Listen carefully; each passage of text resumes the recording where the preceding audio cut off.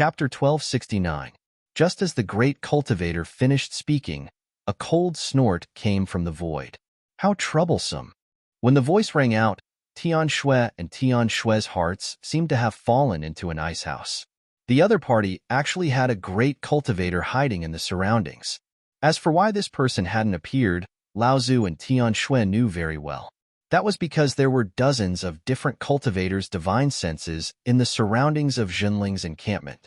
The time since Zhenling was attacked was long enough to attract cultivators from other sects to investigate. However, these people didn't help Zhenling. Therefore, Zhenling was almost certain that these people were from a large sect in Middle-earth. The cultivators from other sects had also sensed or suspected their identities. However, none of them dared to step forward and offend this large sect that was targeting Zhenling. After all, Zhenling was an overseas sect. Moreover, it was a sect that had always been criticized in North Sea's cultivation world. To most of the sects in Middle-earth, Zhenling was an anomaly. Naturally, they wouldn't offend another large sect for Zhenling's sake. On the contrary, they were happy to see Zhenling, a middle-sized sect that didn't know what was good for them, become a joke. However, they couldn't go too far. After all, Zhenling was trying to encircle and annihilate Mara's army. He had a righteous cause. Not to mention that this large sect was taking advantage of the situation. They even sent out 2 great cultivators to seize the encampment of a middle-sized sect that didn't even have a great cultivator. This was already somewhat unreasonable. Under such circumstances, they couldn't do anything to the other party. Now, they sent out a 3rd great cultivator. This was blatantly shameless. It was very likely to arouse the disgust of everyone. If they were to unite against a common enemy, it would be the same as shooting a rock and dropping it on their own feet. The 3rd great cultivator was well aware of the twists and turns in this matter, so he was originally extremely unwilling to get involved. Even if he managed to expel Zhenling, his sect would definitely become the laughingstock of the entire cultivation world. However, the current situation made it difficult for him to back down, because the longer this dragged on, the more disadvantageous it would be for them. This was especially so for the 3rd-generation adept from the North Sea sections. Even Zhou Donghuang himself did not have the slightest confidence that he would be able to defeat this person. Furthermore, the mid-Dharma adept with the 2nd-level spirit treasure was not easy to deal with either. If they returned in time and gave up on this base, and instead went all out to fight the 3 of them, then the 3 of them would be the ones who would suffer. After Zhenling had successfully expelled the Hutu sect, they had tried their best to estimate Zhenling's strength. However, in the end, they realized that they had still underestimated this medium-sized sect from the North Sea. This time, they had not underestimated the strength of their experts, but the unity of the entire Zhenling. Dozens of miles away, above the Qingming River, countless mummified Mara corpses fell from the sky like dumplings, splashing water on the surface of the Qingming River. Lu Ping stood alone in the sky above the Qingming River. Within a 3-mile radius around him, none of the smaller Mara could escape the destruction of this spell. There were more than 10 blood Mara, and only 4 blood demons were hiding in a safe zone that Azura had fought hard to secure from Lu Ping's spell. In this safe zone, there were still 3 Jade Shuras and 1 Jade Demon. The other 2 Jade Shuras and 1 Jade Demon did not have time to hide in the safe zone that Azura had fought so hard to secure.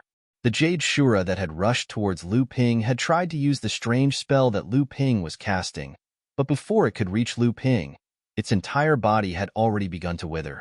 By the time it had reached Lu Ping, its strength had already been reduced to 50 to 60%. Lu Ping had just used the thin water-flowing sword to gently twist the Jade Shura into pieces.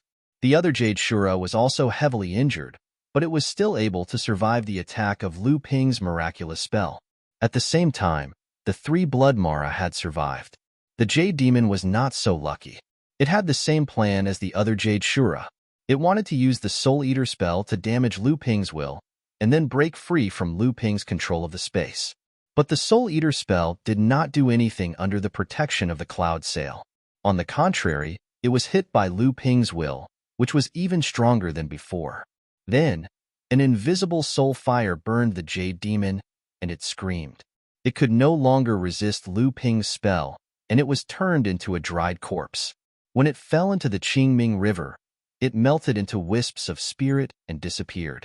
At this moment, Lu Ping had become a true demon god in the eyes of the demon Luos. Even the demon Luo army, which had always been fearless of death, shuddered in the face of Lu Ping's unimaginable power. Despite the Azura's repeated urging, the demon Luo army still refused to advance. The power of this strike not only frightened the demonic Luo army, but even Lu Ping himself felt a chill run down his spine. He never thought that the supreme divine art, Sea of Mulberry Fields chant, could be used in such a way, and it could even create such a terrifying effect. With this attack, 7 or 800 big and small Mara were killed. 7 Blood Mara and 2 Jade Mara were completely killed. 1 Jade Shura and 3 Blood Mara were seriously injured. Although the Mara army still had strength, they were all scared by Lu Ping. Not a single Mara dared to move forward. The Azura hid in the center. Although it tried to urge the army to move forward, it never showed up in front of Lu Ping. Lu Ping turned back. 3 of the 6 Blood Mara were killed by the attacks of Tian Shan Laozu, Tian Tian, and Lu Tian Yuan. The remaining 3 were not scared by Tian Shan Laozu's second tribulation spiritual treasure. Instead, they were scared by Lu Ping's shocking attack. Before Lu Ping could turn back, they had already covered their heads and fled. Seeing Lu Ping return, Qin Yu and Qin Gang were already scared out of their wits. Even though Tian Tian and Lu Tianyuan had seen many miracles of Lu Ping, they could only be speechless in front of such a powerful attack. Only Tian Shan Laozu was still somewhat clear-headed. However, he was also scared out of his wits by Lu Ping's thunderous attack. He coughed and said, "Junior nephew Lu, you, junior uncle." Lu Ping interrupted Tian Shan Laozu's words without hesitation and said, "Mara's army was scared out of their wits for the moment. However, they will soon realize that there are still reinforcements behind this Mara's army. Now that we have bought enough time, we must return to the station immediately." A hint of clarity flashed across Tian Shan Laozu's eyes, and he immediately said, "Now is the time when Mara's army is scared out of their wits. We can charge forward and kill for a while. This will also reduce the pressure on our sect before Mara's army reaches the station." Lu Ping sighed and said worriedly, "Something has happened to the station. Someone is taking advantage of the situation. I'm afraid that Tian Fan and Tian Shui won't be able to hold on much longer." Just as the third great cultivator was about to make a move, 2 consecutive shouts came from Zhenling's station. Following that, a majestic roar sounded out. Dozens of Zhenling's core forging realm disciples instantly created the imposing aura of a magnificent army. This kind of concentrated, imposing aura soared into the sky and directly offset the pressure brought by the great cultivator who just appeared. Furthermore, it directly supported Tian Fan and Tian Shui, who were struggling to hold on. It even faintly showed signs of overtaking them. This is a Dao soldier formation? How could Jinling form a Dao soldier formation in such a short period of time? Not only the 3 great cultivators who launched a sneak attack on Jinling, even the cultivators from various sects who were watching the battle from the surrounding void were astonished and horrified. It was too fast. Jinling's Dao soldier formation was too fast. What kind of coordination and tacit understanding did the dozens of cultivators in the formation have to achieve in order to gather everyone's strength in the formation so quickly? Under the lead of Li Tianru and Ji Tianqian, the 2 Dharma plane adepts, the 3 talents 5 elements Dao soldier formation slowly began to operate. Very quickly, it rose into the sky and received the 2 exhausted Laozu, Tian Fan and Tian Shui, into the formation. It also attempted to surround the 3 great cultivators in the formation. The cultivator who was wrapped in the black fog and the great cultivator who appeared at the end were quick to react. They quickly threw themselves out of the formation's encirclement. It was already not easy for dozens of people to work together in a Dao soldier formation to achieve such tacit understanding. However, it was something that the Dao soldier formation was helpless against. However, the second great cultivator suffered a great loss due to his carelessness.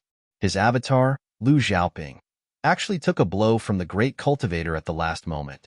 The willow sword in his hand pierced towards the great cultivator's eye for the 6th time. The great cultivator did not expect this little fellow to be so persistent. He could not react in time. Not only did his body, which was about to escape, not leave. He was forced to take a few steps back. It was these few steps back, whether it was intentional or not, that forced him into the 3 talents 5 elements Tao soldier formation. After taking a blow from the great cultivator, even though Lu Xiaoping had an 8,000-year-old willow body, his abdomen was almost smashed. The little child curled his lips and immediately cried loudly as he fell towards Jinling's encampment on the ground. After evading the encirclement of the Tao soldier formation, the 2 great cultivators immediately turned around, wanting to open up a gap in the periphery to rescue the second great cultivator who was trapped in the formation. However, the Tao soldier formation formed by 40 to 50 core forging realm cultivators was not enough to deal with the wandering great cultivators. However, it could definitely defend against the great cultivators' frontal attacks. Moreover, after Tianfan and Tianshui, the 2 Laozu, entered the formation, they quickly took over Li Tianru and Ji Tianquan's positions as the main formation. Li Tianru and Ji Tianxian supported them from the side, causing the might of the 3 talents 5 elements Tao soldier formation to increase by another level. While it trapped a great cultivator within, it occupied the sky above Jinling's encampment and blocked the attacks from the other 2 great cultivators. Chapter 1270. The divine wills that swept across the sky and the surroundings of Jinling's sect's encampment exclaimed in amazement. However, at this moment, Jinling's sect's encampment beneath the Tao soldier formation suddenly emitted a rhythmic wave of spiritual qi, and it quickly spread to the surroundings. Soon, a large array shield that emitted a 5-colored light soared into the sky, firmly protecting the entire Jinling sect within it. At this critical moment, the formation of the Jinling station was also formed. Screwed. Who would have thought that even this sect would be screwed? The scattered divine senses of the cultivators from various sects who were hiding in the surrounding void to watch the show were once again filled with a new emotion. They were gloating. After all, the Tao soldier formation was made up of dozens of core forging stage cultivators. Faced with the partial siege of 2 great cultivators, although the formation shared the damage and increased the defensive power, the Jinling disciples who were directly facing the 2 great cultivators still inevitably suffered injuries. Although it did not affect the operation of the Tao soldier formation for a while, as time went on, the formation would inevitably collapse under the internal and external attacks and harassment attacks of the 3 great cultivators. The Tao soldier formation descended slowly. Obviously, it needed to borrow the power of the station's defense formation. The defense formation, which was set up by spiritual master Mysterious Fox with the help of the 5 elements ring and the reference of the Wuxing school's 5 elements formation, was naturally extraordinary. Once the Tao soldier formation returned to the station, with the power of the defense formation, the 2 great cultivators who were harassing and attacking from the periphery could only sigh helplessly. However, if the 2 of them retreated at this time, the second great cultivator who was trapped in the formation would obviously be captured alive. In desperation, the 2 of them could only attack the station's formation, hoping that the hastily built defense formation of Jinling would have an irreparable flaw. However, before the 2 of them could do anything, a sharp sword whistle pierced through the sky and sounded from behind them. When the 2 of them turned to look, their expressions changed. A pair of flying swords had already cut through the void and went straight for the head of the great cultivator who was surrounded by black fog. It's Lu Tianping. The great cultivator who was surrounded by black fog cried out involuntarily. He retreated as if he had seen a ghost. Why the F***ck are you running? On the other side, the great cultivator who had been attacking the formation barrier with him couldn't help but curse aloud upon seeing this. Unfortunately, the enemy's reinforcements had returned, and one of their own was fleeing as if possessed, so he naturally couldn't stay here for long. In the end, he had no choice but to retreat as well. However, Jinling was not willing to give up after suffering such a big loss. At the same time, Lu Ping forced the Black Fog Great Cultivator to retreat with his sword. At the same time, Lao Zhu of Tianshan also let out a roar and broke through the sky, directly striking the back of the last Great Cultivator who appeared. The Great Cultivator was stunned. Originally, he had underestimated the opponent because he was a mid-Dharma Laws stage cultivator. However, When he Tao soldier was Zong, he was mountain. He pulled out the jade belt from his waist and immediately turned it into a jade whip. Impressively, it was a first tribulation spirit treasure. After a crisp whip sound, the jade whip wrapped around the handle of the mountain axe, causing the forward momentum of the axe to slow down. The great cultivator took the opportunity to escape from the pursuit of the mountain axe. He seemed to be very relaxed. However, in the end, he did not dare to face the mountain axe head-on. In the end, Lao Tzu of Tianshan could not do anything to this person. However, just as this person escaped the pursuit of the mountain axe, two exclamations sounded almost at the same time. Wang Shiqing, how could it be you? The great cultivator was shocked. When he turned around, he saw that the black fog around his companion, who was surrounded by black fog, had disappeared. The true face of Lu Shan was immediately revealed in front of the cultivators of Jinling. The previous exclamation was made when the black fog around him was dispersed. However, the other exclamation was made by Lu Ping, who had used the netherwater sword to cut and dissolve the black fog around the cultivator while he was escaping, revealing his true face. The great cultivator surrounded by black fog was actually the second-generation cultivator of the Blue Sea sect, Wang Shiqing. Lu Ping remembered this person very clearly. When this person was captured by Lu Ping, his foundation was directly damaged, and there was no possibility of him improving his cultivation in this life. However, the Wang Shiqing who appeared in front of Lu Ping now had the cultivation of a late Dharma Law's stage cultivator. How could this not shock Lu Ping? This shock really caught Lu Ping off guard. After the third great cultivator got rid of Lao Tzu of Tianshan, he grabbed Wang Shiqing and looked at the Tao soldier formation unwillingly. Then, the two of them turned into a gust of wind and flew out together, disappearing in the blink of an eye. Lu Tianyuan, Tian, Lu Hai, Qin Yu, and Qin Gang rushed over. They saw Lu Ping and Lao Tzu of Tianshan floating in the air outside the formation. Both of their faces were full of shock. The four of them could not help but feel their hearts sink. Tian hurriedly went forward and said, "Senior brother Lu, the situation. How is the situation?" Lu Ping was stunned and hurriedly looked at the 3 talents 5 elements Tao soldier formation that was running in the formation. He forced a smile and said, Fortunately, we came in time." Seeing their strange expressions, Tian knew that it was not the time to ask about this.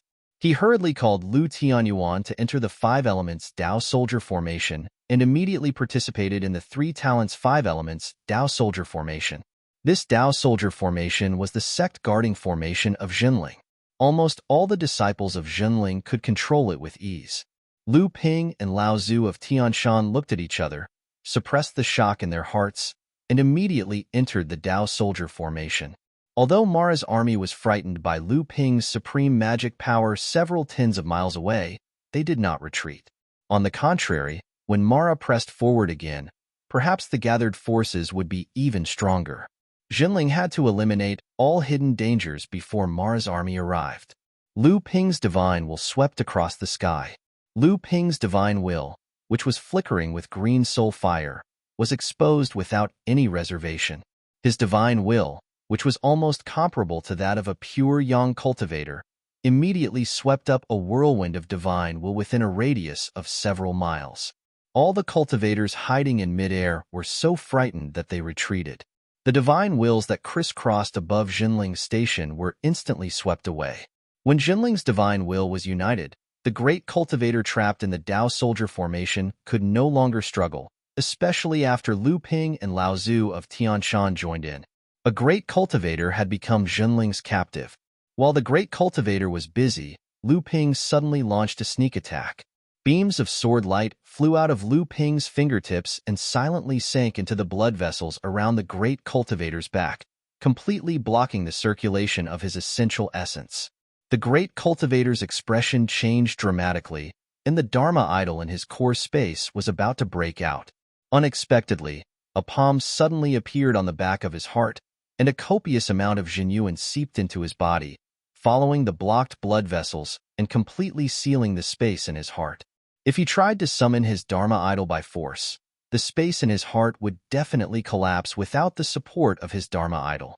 The great cultivator panicked, and he did not dare to make the slightest movement. "That's right," Lu Ping said softly behind him. Then, he patted the back of the great cultivator's head and knocked him out. Then, he pointed a finger at the great cultivator's forehead. A green flame seeped into the great cultivator's head through his fingertip, and a look of pain flashed across the great cultivator's face. Lu Ping snorted coldly and pressed his palm on the great cultivator's chest again.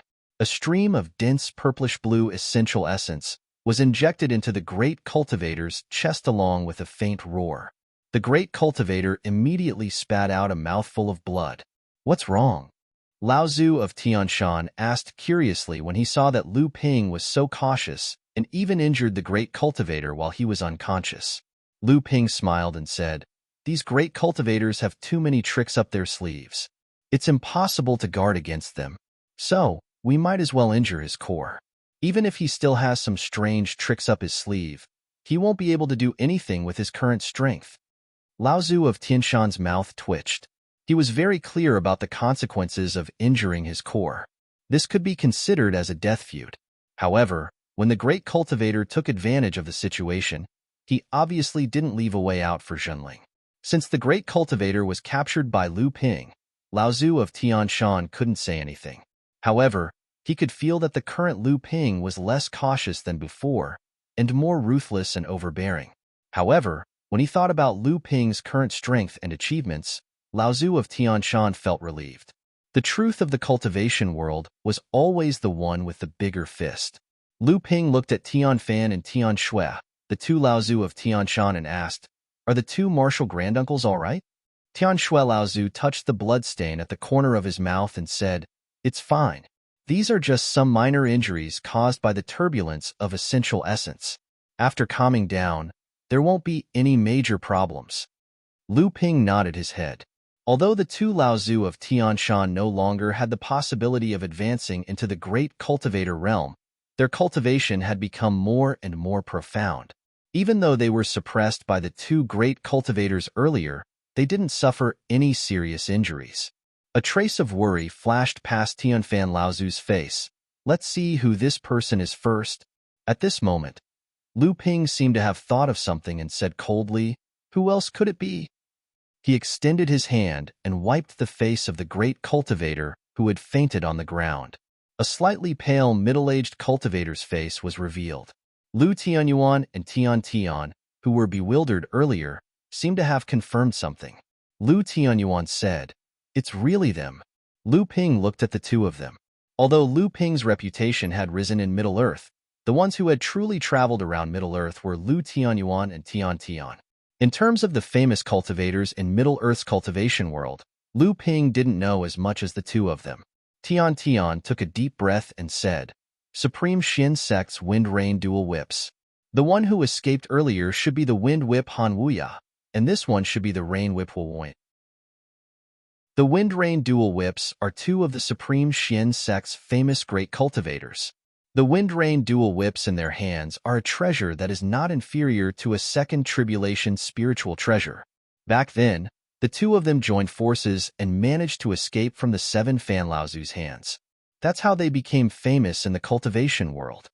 In today's battle, it's obvious that the two of them were too arrogant, or perhaps they were unwilling to reveal their identities. Otherwise, if the two whips joined forces, it would be difficult for us to capture either one of them. Chapter 1271. Taishin Sect. This heavy name of the sect was like a huge rock pressing down on the hearts of many Zhenling cultivators, making it difficult for them to breathe for a while. This was a large, established sect that had been fighting with Tianxian sect for many years. Its strength was naturally not something that a large sect like Huda sect could compare with. After all, they could force Tianxian sect to retreat all the way. Even if they had the support of a holy land, they would not have been used as a tool by a holy land if they were not strong enough. Lu Ping did not care too much about this. Taishan sect had tried to collude with Songhai sect a long time ago and expressed hostility towards Lu Ping. In Lu Ping's opinion, this hostility was most likely because of the contact between Zhenling and Tianxian sect. Zhenling wanted to become a large sect, So it had to choose a large sect in Central Plains to build an ultra-long-distance transmission array. Whether it was Tianxian sect or Tianyue sect, it was a test for Zhenling. Whether it was Tianxian sect's old rival, Taixian sect, or Crystal Palace, which had been blocked by Tianyue sect from expanding its strength into Central Plains, they would not be indifferent to the possibility of these two sects receiving strong support from a large sect. These were serious tests that Zhenling had to face in order to rise. Even if Lu Ping had been in another large sect, he would have encountered similar situations. What he was more concerned about was Wang Shiqing, who was previously covered by the black fog. This person's original foundation had been destroyed by Lu Ping using a secret technique, but now he had a solid late Dharma cultivation. In just a short period of nearly 100 years, Wang Shiqing had recovered his original foundation, but he had pushed his cultivation from the early Dharma stage all the way to the late Dharma stage. This was really incredible. After all, going through 2 consecutive thunder tribulations was no joke. Tian Fan and Tian Shui, the 2 Laozu, had clearly maintained sufficient vigilance towards Wang Shiqing's appearance. After all, the appearance of a single grand cultivator in the Northern Sea could be said to be a world-shaking event. However, before they came to the Northern Sea, the Azure Sea sect did not have any news regarding the appearance of a third grand cultivator. However, Wang Shiqing had suddenly appeared in the Middle Earth with the cultivation of a grand cultivator. If he were to return to the Northern Sea's cultivation world, it would definitely cause an uproar in the entire Northern Sea. When Lu Ping saw the strange expressions on the 2 Laozu's faces, he asked, "Martial granduncles, did you discover anything unexpected in your fight with Wang Shiqing?" After some thought, Ancestor Tian Fan said, "That's far too unbelievable. But now that I think about it, that Wang Shiqing did indeed give the 2 of us a feeling of déjà vu when we clashed earlier. I never thought he'd be a member of the Neptunian sect." Tian Fan and Tian Shui Laozu's suspicions had obviously disappeared after the other party revealed his identity as a Azure Sea sect cultivator. The 2 Laozu had been in the Northern Sea's cultivation world for close to 1,000 years. Naturally, they were very familiar with the Azure Sea sect's heritage. However, Lu Ping still had some doubts. He could not help but ask, "Martial granduncles, don't you feel that this Wang Shiqing's appearance is too strange? The growth of his cultivation is really too unbelievable. In just 100 years, he went from the early Dharma stage to the late Dharma stage." Tian Shui Laozu's expression was filled with hatred. She said unhappily, "It must be the Taixian sect playing tricks behind the scenes. They must have used some secret technique or shortcut. I wonder what kind of price Wang Shiqing will have to pay." Lu Ping still had some doubts. He said, "How could the Taixian sect have such a miraculous secret technique?" Tian Shui Laozu paused for a moment before saying, "Even if the Taixian sect doesn't have it, the Wuxing school behind them might not have it. These holy lands have a long history and deep heritage. Who knows what kind of secret technique they have in their hands? This time, you consecutively killed the Wuxing school's 2 great disciples. You have offended them greatly. Who knows, it might be the Wuxing school who is behind this." Although Lu Ping still had some doubts in his heart, what Tian Shui Laozu said was not without reason. Lu Ping could only suppress the doubts in his heart. At this time, Mara's army in the Qingming River had regrouped and attacked again. This was not the time for Lu Ping to worry about other things. The 3 talents and 5 elements great formation had already been formed, and the garrison's defense array had also been successfully built. This 5 elements great formation looked similar on the outside, but on the inside, it was different. Lu Ping was not afraid that the Wuxing school would be able to see through it. As long as he did not reveal the 5 elements ring, even Jin Chan Laozu himself would not know that the 5 elements great formation that Zhenling had set up was the Wuxing school's formation technique. Tian Shan Laozu asked again, "Then how should we deal with this Wu Wuyin? No matter what, he is still a hot potato, right?" Tian Fan and Tian Shui Laozu also did not know what to do. Lu Ping said straightforwardly, "Take away his storage artifact and his whip. Even if he wakes up, he will not be able to break free from the restriction disciple placed on him. Let's not bother with him for now. Let's talk about it after we get through Mara's attack." Just as Lu Ping and the others were preparing for the upcoming battle, the void outside the encampment trembled. The great cultivator from the Taishan sect who had escaped earlier suddenly appeared, causing a wave of nervousness in Jinling's sect. However, after the great cultivator appeared, he hovered in midair and didn't make a move.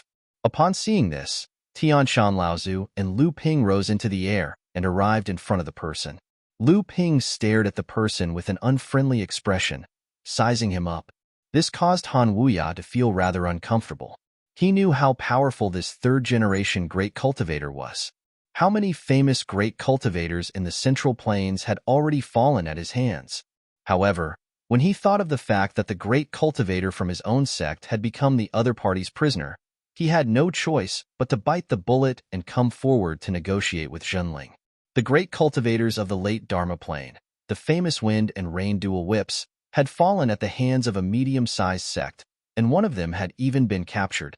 If news of this were to spread, wouldn't the Supreme Profound sect become the laughing-stock of the Central Plains cultivation world?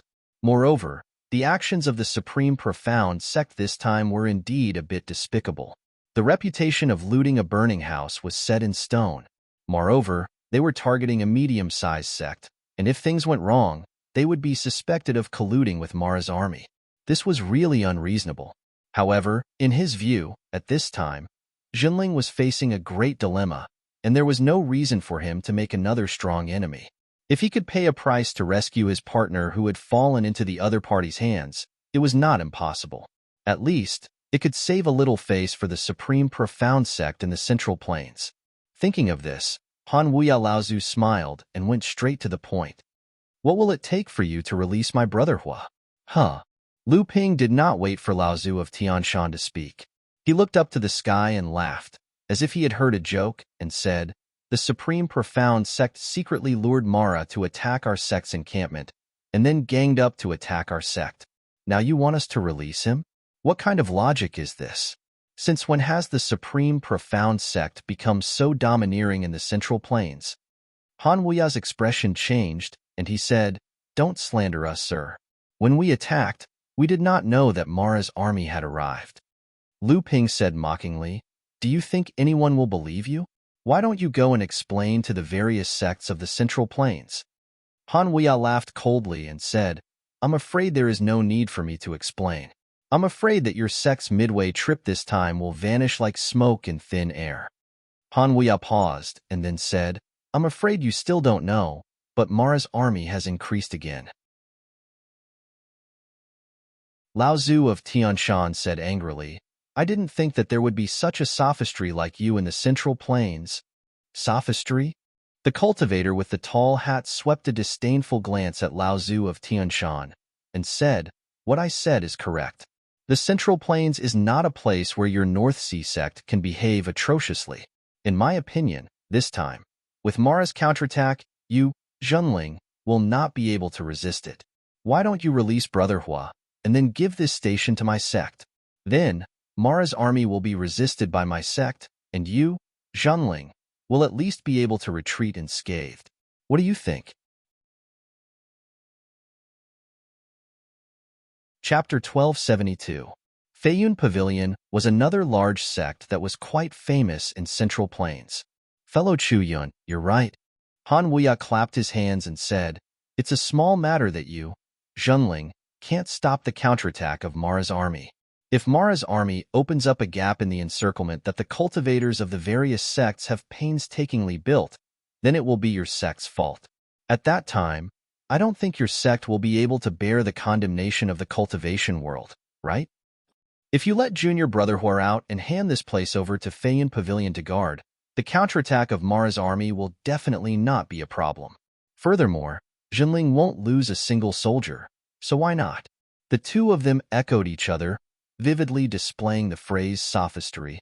Even someone as cultured as Tianshan Laozu was dumbfounded by the two of them. Meanwhile, Lu Ping was even more infuriated by the two of them. The mocking smile on Lu Ping's face made Chu Yun Laozu of the Feiyun Pavilion feel embarrassed. He said, "Brat, what are you so happy about?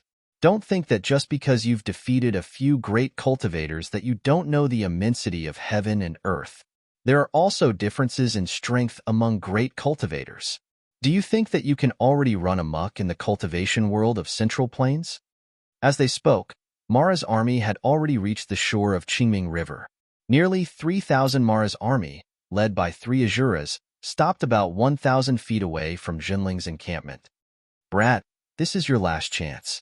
Let fellow Hua go immediately, and the cultivators of Feiyun Pavilion will immediately enter this 5 elements formation to reinforce your sect. Otherwise, you can just wait for your entire army to be destroyed. The ancestor of the Chu Yun sect said sinisterly. However, at this moment, it became a joint effort to resist the evil Luo army. He had forgotten that Jinling's sect wanted to remove the 5 elemental great formation and that their flying cloud pavilion would resist the evil Luo army alone.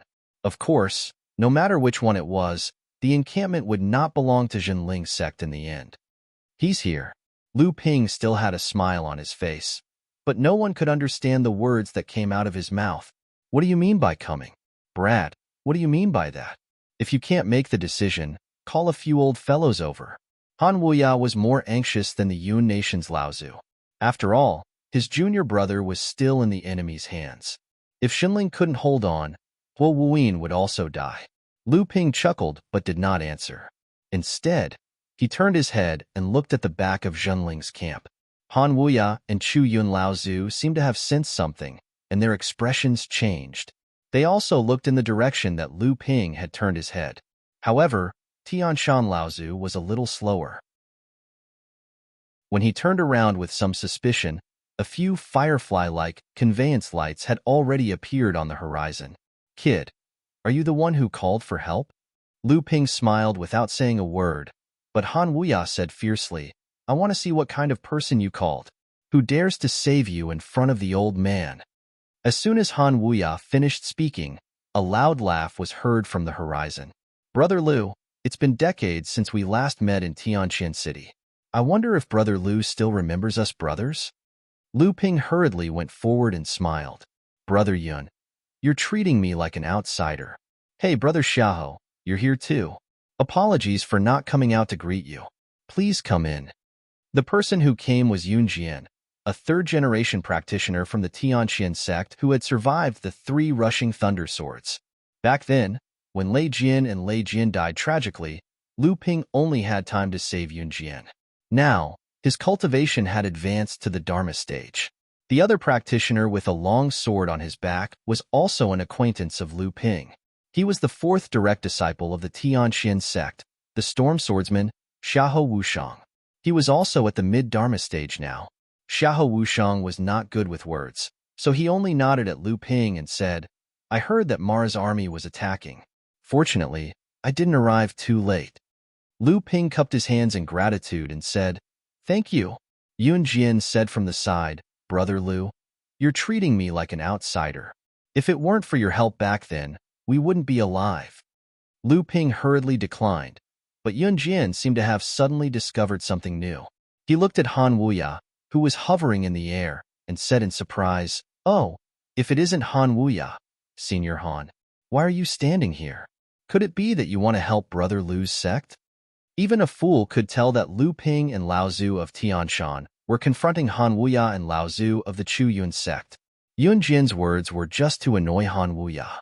Even though Han Wuya was a great practitioner and Yun Jian was only a 3rd-generation direct disciple of the Tianqian sect, these 2 sects were already mortal enemies. Under the current circumstances, Han Wuya would definitely not dare to provoke the Tianqian sect when the battle with Mara was about to break out.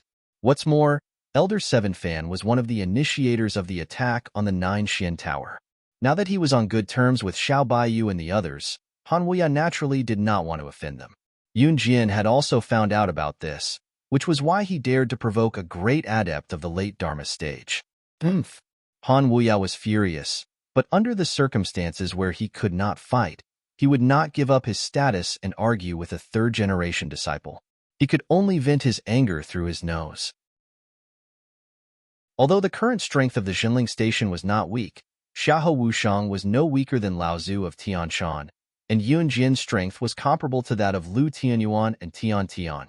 The arrival of these 2 people could be regarded as strong reinforcements for Xinling, so everyone in Xinling was naturally overjoyed. The most important thing was that although their arrival was nominally due to Lu Ping's life-saving grace, who could ignore the Tianxian sect behind them, whether it was the Tianxian sect or the Feiyun Pavilion. When it came to the strength of their respective sects, they were undoubtedly inferior to the Tianxian sect. Therefore, when he saw Yun Jian and Xiahou Wushang rushing over to support them, Han Wuya did not feel anything, but Lao Zu of the Chu Yun sect, who was beside him, seemed to be a little uneasy. Although the Feiyun Pavilion was also a well-known large sect in the cultivation world of the central region, its strength was only comparable to the Tianxian sect. Compared to the Tianxian sect, it was undoubtedly much weaker. However, after welcoming Yun Jian and Xiahou Wushang into the station, Lu Ping did not return to the Five Elements formation. Instead, he and Lao Zu of Tianshan continued to hover in the air, facing the direction from which Yun Jian and Xiahou Wushang had come. Could it be that someone else was coming? Chu Yun Lao Zu could not help but feel a jolt in his heart. Indeed, what he feared had come. Another two rays of light broke through the air. Even Han Wuya felt that something was wrong at this time, and his expression began to change. Are you the North Sea Water Sword Celestial Lu Tianping, who has recently become famous in the central region? A soft voice came from the air, and Lu Ping was a little stunned for a moment. Obviously, this voice surprised Lu Ping for a moment. On the other hand, Lao Zu of Tianshan thought of something. Seeing the shock on Lu Ping's face, he hurriedly said, "Are you a fellow from the Tianxian sect? Jinling Tianshan and martial nephew Lu Tianping greet you." Lu Ping, who was at the side, saw Lu Tianyuan hurriedly flying over from the encampment and immediately understood what was going on. An expression of amusement flashed across his face, but he immediately put on a smile and said, "So it's a senior from the Heavenly Moon sect. I am Lu Tianping. Sorry for not going out to meet you." Two women dressed in palace clothes descended and stopped in front of Lu Ping and Lao Zu of Tianshan. One of the female practitioners was older, and her cultivation was already in the middle Dharma stage. She had a smile on her face, but her eyes were cold. Obviously, she was a proud person. Lu Ping could even feel an unapproachable aura from her body, especially when she looked at Lu Tianyuan, who was flying over from the side. There was even some displeasure in her gaze. However, the person who spoke earlier was not her. Instead, it was the younger-looking female cultivator beside her. Although this female cultivator could not be considered a beauty, she was gentle and delicate. Her cultivation was also in the middle Dharma stage. From Lu Ping's point of view, if these two were the third-generation cultivators of the Heavenly Moon sect, then they would definitely be among the top direct disciples. The two female practitioners bowed to Lao Zu of Tianshan and greeted Lu Ping. As expected, they were the third-generation disciples of the Tianxian sect. At this time, Lu Tianyuan also hurriedly rushed over. Seeing the other female practitioner beside the gentle female practitioner, he was slightly stunned, and an uneasy expression flashed across his face. Only then did he say, "Senior Sister Chanyu, Junior Sister Chan Xiang, I didn't think that the two of you would also come." Lu Ping saw that Lu Tianyuan's expression was slightly awkward when he arrived, and that Junior Sister Chan Xiang's face was also red. It was obvious that they didn't think that Lu Tianyuan said was only directed at the slightly older senior sister Chanyu. He could not help but find it somewhat funny. As expected, that senior sister Chanyu said coldly, "I only came under orders. You probably already knew that junior sister Chan Xiang could come, so there is no need to pretend to be so fake." This sentence made Lu Tianyuan feel very awkward. Seeing this, Lu Ping, who was at the side, hurriedly said, "The arrival of these two senior sisters is undoubtedly a timely help. Senior brother Tianyuan, why don't you quickly invite these two senior sisters into the station to rest for a while?" Lu Tianyuan patted his head as if he suddenly realized something, and hurriedly said, "Quickly invite them in. Quickly invite them in." The three of them returned to the station together. Lu Ping smiled at Lao Zu of Tianshan, who was at the side, and said, "I have to congratulate Martial Uncle." However, Lao Zu of Tianshan did not seem very happy, and instead said, "Everything should go with the flow. Some things cannot be forced." Han Wuya, who was at the side, laughed coldly and said, "Not bad. You even managed to seduce the beauties of Heavenly Moon." This disciple of your sect is very good at living off women. Anyone could see that there was something fishy going on between that junior sister Chan Xiang of the Heavenly Moon sect and Lu Tianyuan. However, the difference between the two of them was too obvious. Whether it was in terms of cultivation or status, Lu Tianyuan could not compare with that junior sister Chan Xiang. Previously, Lao Zhu of Tianshan did not seem very happy about this, and it was likely that he had also thought of this. However, Lu Ping was not worried. Lu Tianyuan's natural endowments were not bad, and he was also someone who was willing to improve. Moreover, he had previously refined the Dharma soul left behind by Tiankong Lao Zhu. Advancing to the mid-Dharma stage was already a sure thing, and there was a high possibility that he could even advance to the late Dharma stage and become a great adept in the future. As for the status of the two of them, it was not that they could not make up for it. Now that Jinling had taken the last step to enter a large sect, he was only lacking one late Dharma adept. Lu Ping did not take Han Wuya's sarcasm to heart, but Chu Yun Lao Zhu, who was at the side, remained silent this time. This was because he saw that Lu Ping and Lao Zhu of Tianshan were still hovering in the air outside the station. Did this not mean that reinforcements had arrived for Jinling?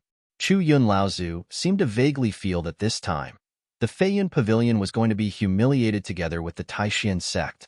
As expected, not long after the two direct disciples of the Heavenly Moon sect arrived, several streaks of light once again appeared in the sky. A loud laugh once again rang out in the air. "Brother Lu, have we come too late?" Lu Ping smiled slightly and said, "You're not late, you're just in time." The beams of light disappeared, and Xie Tianyang, Sang Yu, Su Jin, as well as Qing Hu, Qing Lang, and Qing Hu appeared at the same time. This time, Han Wuya and the two Lao Zhu of the Chu Yun were not just shocked, but their stomachs were spinning. When Lu Ping saw Su Jin, he hurriedly said, "I didn't expect Brother Su to come too." Su Jin smiled and said, "It's boring staying in the sect station. I heard from Sixth Brother that Brother Lu is going to have a good show here, so I specially came over to see what is going on. I hope Brother Lu and the elders of your sect will not blame me for being rude." Lao Zhu of Tianshan smiled at the side and said, "This time, the matter of our sect has troubled all of you. Tianshan thanks all of you for your help." Su Jin, Xie Tianyang, and Sang Yu repeatedly said that they did not dare. At this moment, a woman flashed out from behind Sang Yu and said with a charming smile, "Brother Lu, do you still remember me?" Lu Ping was slightly stunned.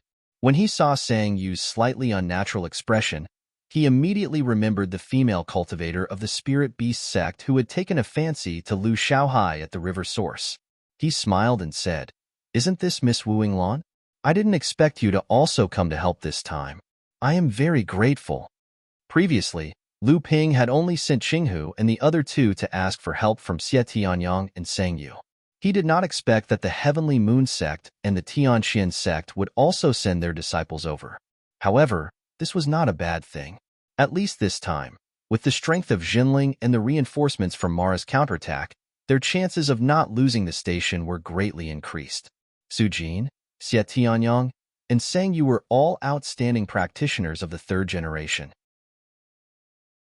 They were also the heirs of the Ziyang Palace and the Empyrean Walkers of the Spirit Beast sect. They were all prominent figures in the world of cultivation. Although Wu Yinglan's cultivation was slightly lower, she was also at the early Dharma stage. Furthermore, she was the only daughter of the great practitioner of the Spirit Beast sect, Wu Tianqing, the Empyrean Walker of the previous generation, Wu Yinglan. So her status was also extraordinary. In addition, Qinghu and the other two were also experts among the practitioners of the same level. This time, it could be said that Jinling's ability to resist Mara's counterattack had greatly increased. As everyone exchanged greetings, Xie Tianyang saw Han Wuya and Chu Yun Lao Zhu, who looked a little uneasy. These two were prominent figures in the world of cultivation, so Xie Tianyang and the others naturally recognized them. Are Senior Han and Senior Chu Yun also here to help Brother Lu's sect this time? With the help of these two seniors, I think our chances of defending this time will be much higher. Whether Xie Tianyang really did not know the inside story or was doing it on purpose, his words made the two of them feel extremely awkward. Chu Yun Lao Zhu, who was at the side, did not even think about it. He hurriedly laughed and said, "The old man is just passing by." He was passing by and revealed to Zhenling the number and scale of Mara's army's counterattack. Other than that, there is nothing else. With the help of the rising stars of the cultivation world, I think there is no need for the old man to meddle. The old man still has other matters to attend to, so he has to leave. Yes, he's leaving. Chu Yunlaozu's hurried departure caught Han Wuya off guard. However, his junior brother was still in the hands of the other party. In front of these direct disciples of the Holy Land, Han Wuya did not have the courage to threaten Zhenling. He could only hover in the air, not knowing whether to advance or retreat. He felt very awkward. Chu Yunlaozu's hurried departure made Xie Tianyang and the others a little puzzled. Seeing the suspicious gazes of Xie Tianyang and the others, Lu Ping smiled and said, "This is not the place to talk. Let's go to the station and rest for a while. I'm afraid there will be a fierce battle later, and I will need your help then." Sang Yu was from the Spirit Beast Taming sect and was also an Empyrean walker. The cultivators of the Spirit Beast Taming sect liked to hide their identities and travel around the world, so they knew a lot about the secrets of the cultivation world. When she saw Han Wuya and Chu Yunlaozu hovering outside Zhenling Station, she seemed to have guessed something. After hearing what Lu Ping said, she smiled and said, "This time, we came for this fierce battle. It's rare for Brother Lu to personally ask for help, so we naturally have to do you a favor." Su Jin was also a Linglong person. He laughed and said, that's right. This is a rare opportunity. With Brother Lu's achievements in the future, I'm afraid you won't give anyone the chance to owe you a favor anymore." When Han Wuya saw the direct disciples of the Purple Sun Palace, Spirit Beast Taming Sect, Heavenly Moon Sect, and Heavenly Xian Sect coming to help one after another, he naturally knew that all his plans had failed today. At this time, he finally made up his mind to leave. However, he was still one step behind Chu Yunlaozu. Just when Lu Ping welcomed the various reinforcements into the station and looked at Han Wuya with a smile, Han Wuya turned around to leave. Unexpectedly, the space around him suddenly became sticky, and a voice sounded in his ear, asking, "Where are you going?" Han Wuya was shocked, and the qi all over his body shook in an attempt to break free from the shackles. Unexpectedly, it was better if he didn't move. But once he moved, the shackles around his body became even tighter. This made Han Wuya even more shocked. Could it be that there was an unknown master in Zhenling? After all, to be able to imprison a great cultivator like him without him knowing was not something that an ordinary person could do. An old man holding a green jade flute suddenly appeared beside Han Wuya. Lu Ping, who was previously smiling, hurriedly went forward to greet him and said, "I didn't expect you to come as well." The old man smiled and said, "The old man's injuries have not yet healed. You promised before that if the old man wants to recover, this matter naturally falls on you, kid." Han Wuya's heart had long sunk to the bottom. The person who came was none other than one of the 13 pure young Laozu, who had called for the world of cultivation to gather at the 9 Profound Tower to besiege Mara's army. He was Lin Yu Laozu, who represented the forces of the Central Plains individual cultivators. Lu Ping smiled and said, "Don't worry, ancestor. I've already gathered most of the spirit herbs required to concoct the pure yang stasis removal pellet. I'm just waiting for ancestor's arrival, and I can start concocting the pellet." Lin Yu Laozu smiled and said, "Rest assured, old man." If before, old man still had some doubts, but this time I heard from fellow Taoist Xiao about your reputation in the overseas cultivation world. I didn't expect that your alchemy skills have already reached such a level. You can actually be mentioned in the same breath as the Fire Phoenix clan's alchemy grandmaster, Yin Wujiu, who has a great reputation in the Central Plains cultivation world. Lu Ping said modestly, "Junior does not have any virtue or ability to be mentioned in the same breath as Senior Yen." Lin Yu Laozu did not dwell on this topic. Instead, he turned to look at Han Wuya, who had been imprisoned by him, and said, "This time, Mara's counterattack is no small matter. The old man is injured and can't do much. Since you've come, you should also contribute. After all, with a great cultivator like you overseeing this battle, the weight is very different." Han Wuya Laozu wanted to cry but had no tears. Chapter 1273. This time, Mara's counterattack is no small matter. It is a pity that the old man is injured and unable to intervene. Since you are here, you should help out. It is better than giving the Taishan sect the reputation of not helping a dying sect. Lin Yu Laozu's words made Han Wuya want to cry, but he had no tears. This time, the Taishan sect could be considered to have suffered a double loss. His own brother was still in the hands of others, and this time, he had fallen into the hands of Lin Yu Laozu and was forced to work for Zhenling. At that time, the Taishan sect would definitely become the laughingstock of the entire cultivation world. Unfortunately, when people under the eaves, they had to bow their heads.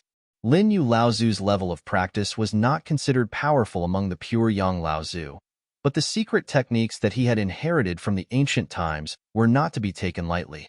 The foundation of this set of inheritance was completely based on the practitioner's divine will, and half of Lin Yu Laozu's strength was in this. Unfortunately, when Lin Yu Laozu received this set of inheritance, he was already a Dharma adept. His divine will was almost fixed, and it was extremely difficult to improve on the original foundation.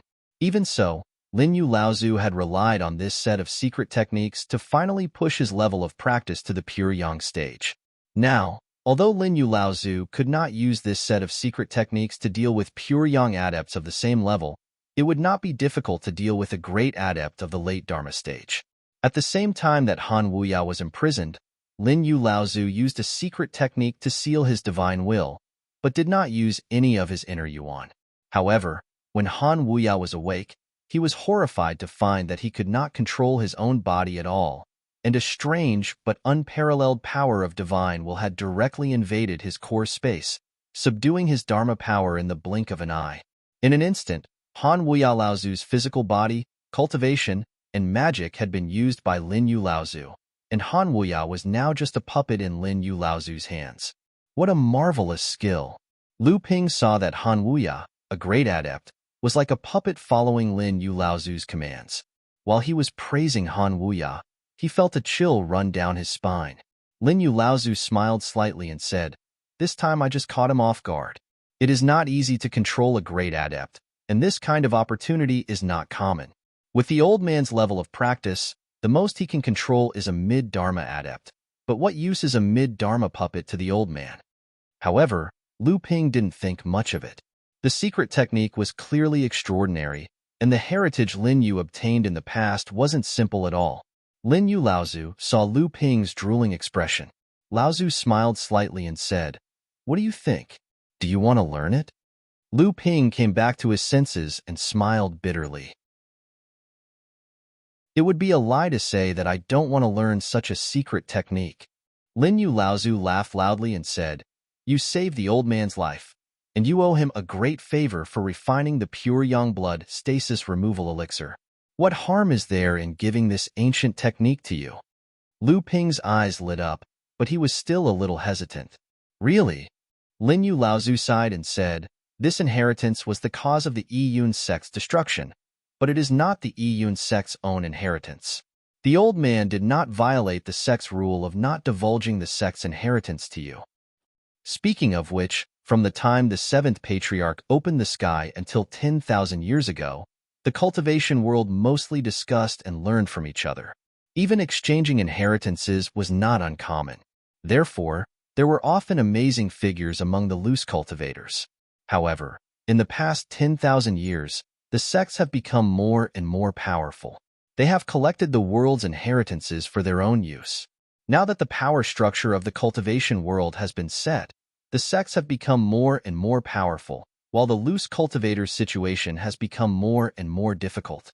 No matter what, this inheritance cannot be passed down among the loose cultivators. And the reason why I gave it to you was not because the old man felt like it, but because this inheritance is closely related to the practitioner's divine will. The stronger the divine will, the more powerful the inheritance. It's a pity that the old man's divine will had already been fixed. Otherwise, he might not be weaker than those pure young practitioners from the Holy Lands. As for your divine will, it is extremely unique. You are only at the mid-Dharma stage, but your divine will is second only to that of a pure young adept. You are the perfect candidate to inherit this ancient secret technique. Only such a person would be able to unleash the true power of this ancient technique. When Lu Ping saw that Lin Yu Laozu was determined to pass this inheritance to him, he said, "I wonder what this secret technique is called. Does Elder need me to do anything?" Lin Yu Laozu shook his head and said, "This inheritance is actually just a set of 3 great secret techniques. These 3 great secret techniques are called shadow flow, sealing image, and stealing aura. The 3 combine to form the great secret technique, slaying spirit. But those who are hit by it are rarely able to escape from it so quickly. It's a pity that when masters fight, they are always on guard against each other.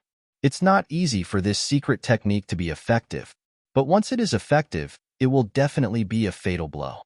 Hearing this, Lu Ping nodded. If this kind of heaven-defying secret technique could be used at will, it would not be called heaven-defying.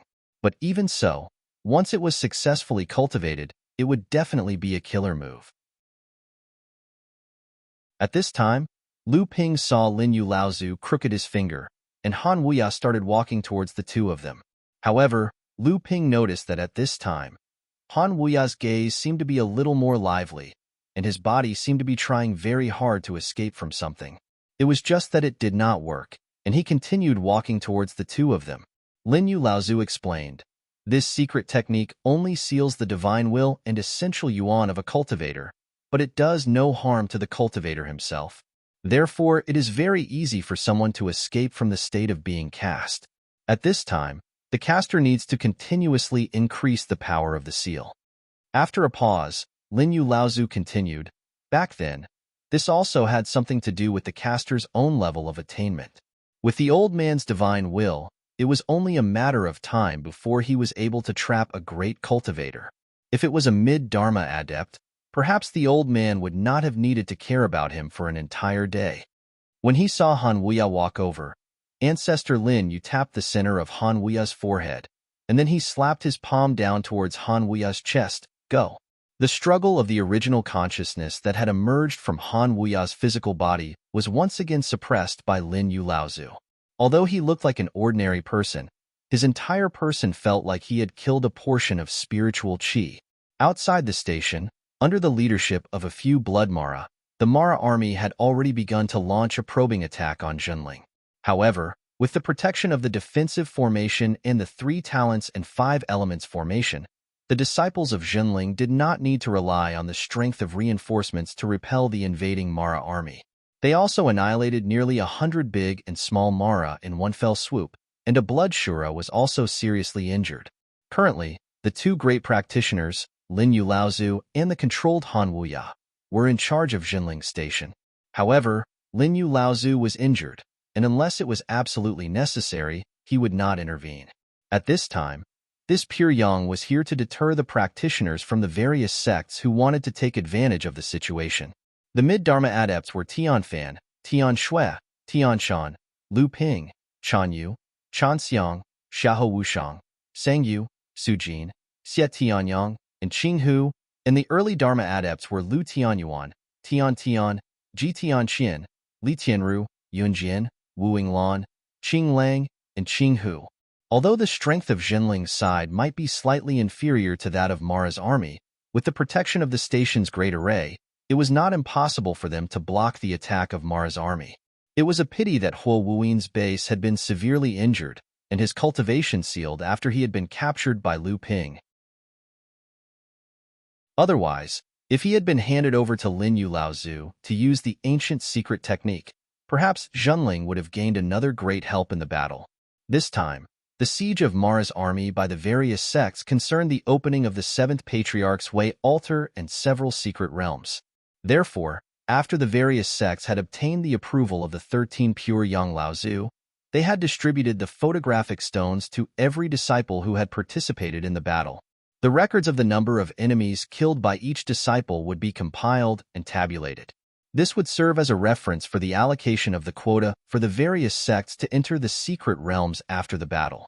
Although Junling was the first to bear the brunt of the counterattack of Mara's army, it had to be said that this was an excellent opportunity to increase Junling's military achievements. Of course, the prerequisite was that they naturally had to block the attack of Mara's army. In fact, as long as Zhenling can display the strength to completely block the counterattack of Mara's army, then this Mara's army will inevitably face a siege from the various sects' cultivators.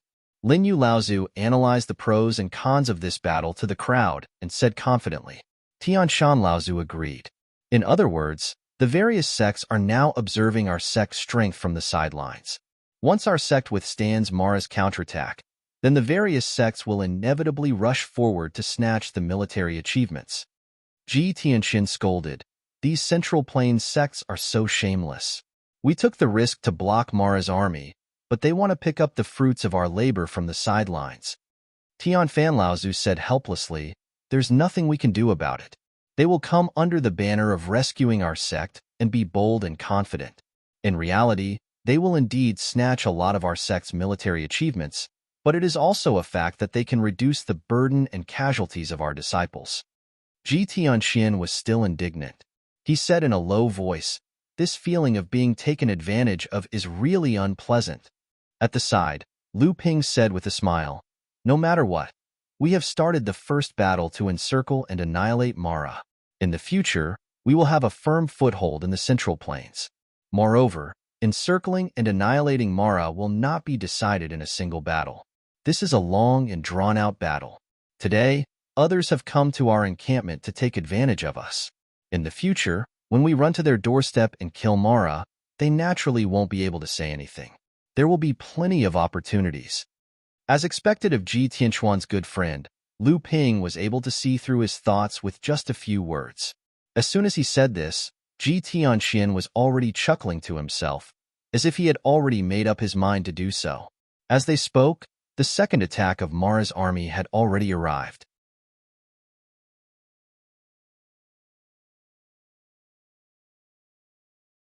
Chapter 1274. Seeing Mara's army charge over again, Lu Ping was about to make a move, but unexpectedly, he was blocked by his two good friends, Sang Yu and Xie Tianyang. Xie Tianyang said, I heard that you guys already had a battle outside the Qingming River. Leave it to us this time. It'll be good for you, the number one of the third generation, to see our cultivation achievements over the years. This number one of the third generation title is not that easy to obtain. Sang Yu also laughed. That's right. We are very unconvinced. Coincidentally, we have the reflection stone to accumulate battle merits, so let's compete fairly. Since Brother Lu has already made a move, then don't make a move again this time. If you are interested in competing, then everyone can make a move. The two echoed each other, but the target of their provocation was naturally not the Zhenling cultivators. Speaking of the Zhenling, only Lu Ping could be taken seriously by these Holy Land sections. The two of them were naturally targeting the Sky Profound sect's Wind and Cloud swordsman Xiahou Wushang, as well as the Heavenly Moon sects Chan Yu and Chan Xiang. Lu Ping knew the thoughts of his two good friends and was moved. However, he also knew that since things had reached this point, Lu Ping naturally couldn't refute the thoughts of his two good friends. In any case, the one who benefited was Zhenling. They were all the best of the third-generation direct disciples of their respective sects, so naturally, they were all proud and arrogant. Xiahou Wushang did not speak, but the long sword on his back trembled.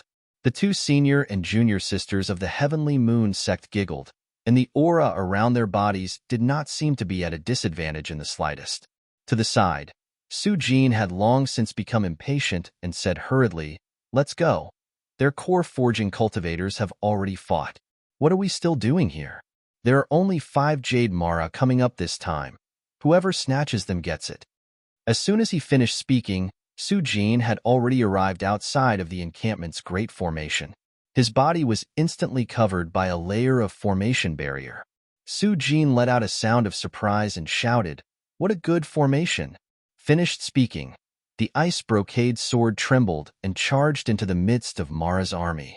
Immediately, the heads of 2 great Azuras flew high into the air. Chan Yu of the Heavenly Moon sect snorted delicately and said, making a move against 2 great Azuras, what's so great about being a direct disciple of a holy land? It's not like it will be counted as battle achievements. When she spoke up to hear, Chan Yu's voice stopped because she saw Su Jin turn around and launch a surprise attack after he killed 2 great Azuras with his sword, and he caught a blood Azura off guard, causing one of its arms to fly into the sky. Killing a bloodshura would be counted as a battle achievement. Chanyu didn't have time to say anything else. She called out to her junior sister Chan Xiang beside her, and the two of them leaped out of the station's defensive formation as well, charging towards Mara's army. After these two seniors and junior sister charged out, Lu Tianyuan hesitated for a moment, then followed them out of the encampment. Seeing this, Qinghu and the other two naturally did not show any weakness. Although Qinghu was a non-affiliated practitioner, she was not completely without a foundation. Otherwise, her level of practice would not have been able to reach the mid-Dharma stage. Seeing that Xie Tianyang and the others had about 3 generations of mid-Dharma adepts, she naturally had to go out and compete with them. Xie Tianyang winked at Lu Ping, then said, let's go, let's go. They've already made the first move, we can't fall behind anymore. Sang Yu was about to follow, but unexpectedly, Wu Yinglan also wanted to go out. Sang Yu's expression immediately darkened. Although Wu Yinglan was also an early Dharma adept, in Sang Yu's eyes, she was the weakest. Now that this lady was going out, he would definitely follow by her side to ensure her safety. If he lost even a hair on her head, he would be hunted down by Wu Tianxing and Lao Zhu. Under such circumstances, how would he have the energy to fight others? Xie Tianyang was naturally gloating from the side. Without waiting for Sang Yu to react, he had already charged out of the encampment. Sang Yu had no choice but to team up with Wu Yinglan and leave the encampment. Li Tianru and Ji Tianxian continued to control the 3 talents and 5 elements formation, firmly guarding the encampment. When Mara's army surged forward, Li Tianru and Ji Tianxian reached out their hands, and 2 spiritual-level bronze bells flew out of the encampment.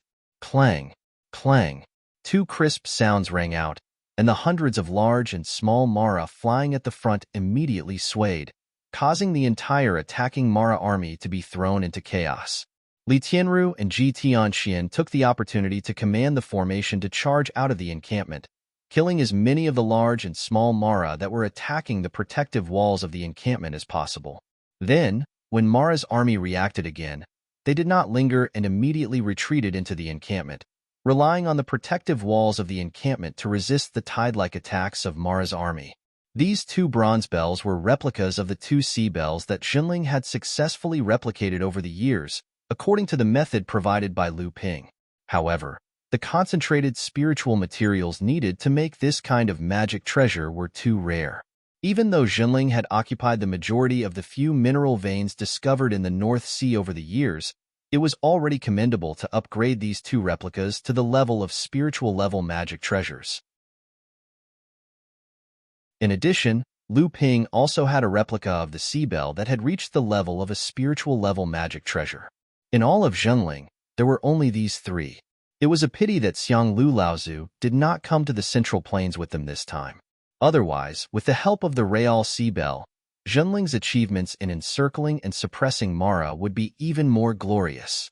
However, the Sea Bell, a spiritual treasure, had too many implications. If it was exposed in the Central Plains, it was unknown whether Xunling could keep this spiritual treasure.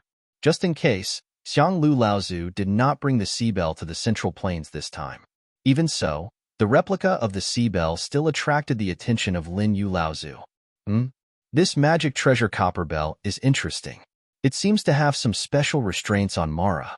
It's a pity that its power is a little lacking, and its grade is too far off. Otherwise, it would be a treasure that can restrain Mara. Lin Yu Laozu saw through the nature of these 2 copper bells with a glance.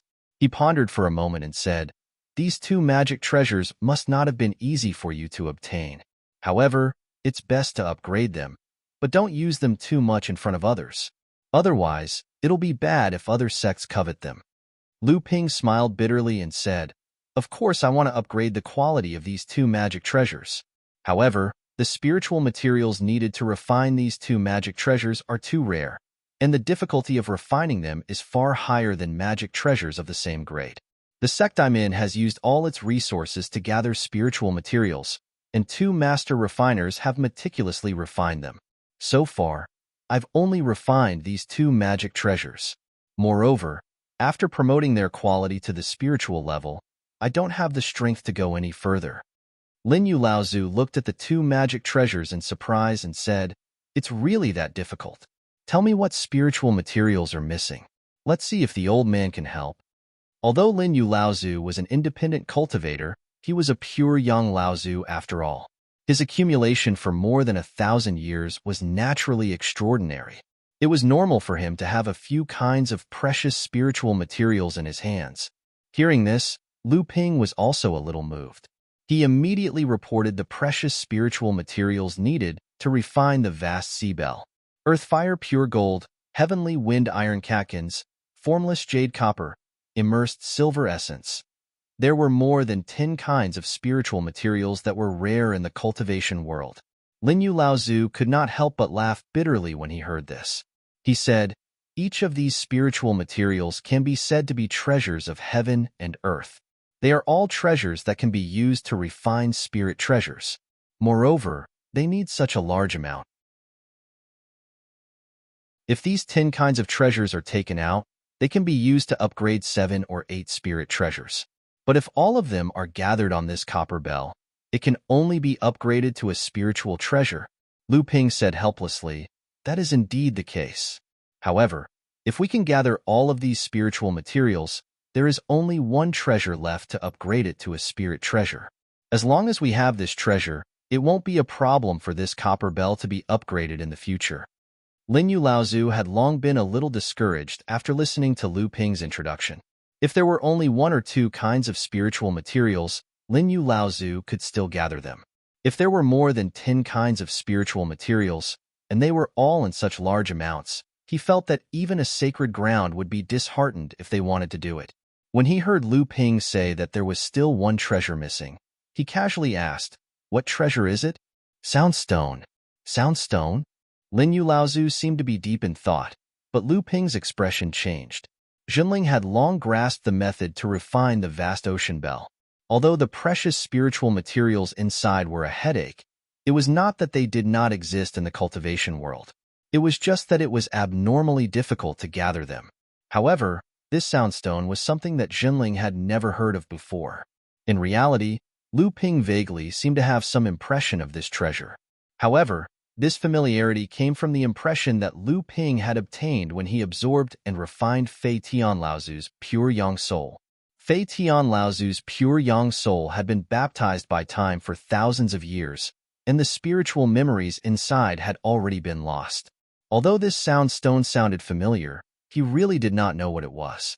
Lu Ping carefully asked, "Senior, do you know what this soundstone is?" Lin Yu Laozu nodded and said, "Soundstone. This item should exist in the 7th Patriarch's Tao altar. It was the treasure that was used to forge the Tao altar when the 7th Patriarch opened the altar to give a lecture." 7th Patriarch's Tao altar? This time, it was Lu Ping's turn to be shocked. That was the place where the 7th Patriarch opened the altar to give a lecture to the cultivators of the world. It was the holy land of this world, and the soundstone actually existed in this place. When the 7th Patriarch opened the altar to give a lecture, his words were simple and profound. Just a few words could make people have an epiphany. Even his tone could give people a shock. However, the 7th Patriarch's power was so great that it was impossible for the people listening to the 7th Patriarch's lecture to comprehend everything. Usually, after listening for a short while, they would be immersed in their own epiphany and unable to extricate themselves. Naturally, no one could listen to the 7th Patriarch's lecture in its entirety. This was also the reason why the 49 true teachings of the 7th Patriarch were passed down to the world. In order to record the 7th Patriarch's lecture in its original form, the cultivators of the world used the soundstone to forge the 7th Patriarch's Tao altar. This soundstone could preserve the original sound of the 7th Patriarch's lecture and continue to echo until now.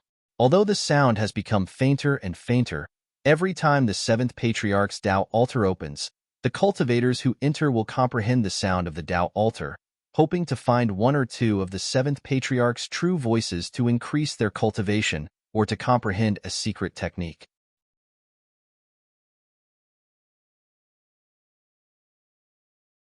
Chapter 1275.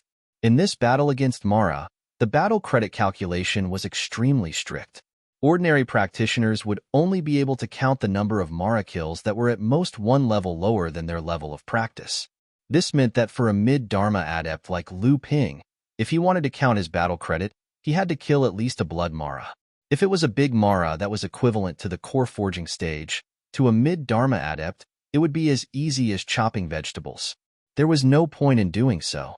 Of course, for early Dharma adepts like Lu Tianyuan and Ji Tianxin, killing a big Mara that was equivalent to a late core forging stage could also be counted as a battle credit. It was just that compared to killing a blood Mara, the difference was like heaven and earth. However, it was still much higher than a mid-Dharma adept killing a blood Mara. By the same token, if a mid-Dharma adept killed a Jade Mara that was equivalent to a Jade Mara of the same level, the battle credit he would receive would definitely be higher than if a great Dharma adept killed a Jade Mara.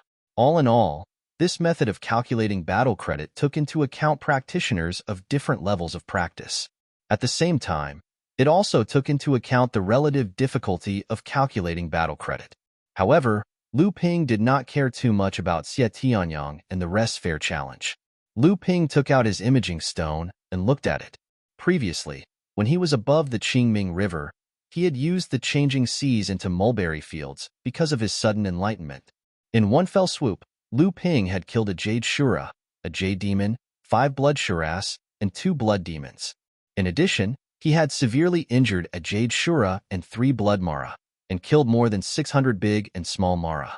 It was a pity that these achievements did not count towards Lu Ping's battle credit. Even so, with these achievements, Lu Ping did not believe that Xie Tianyang and the rest would be able to catch up to him in this battle.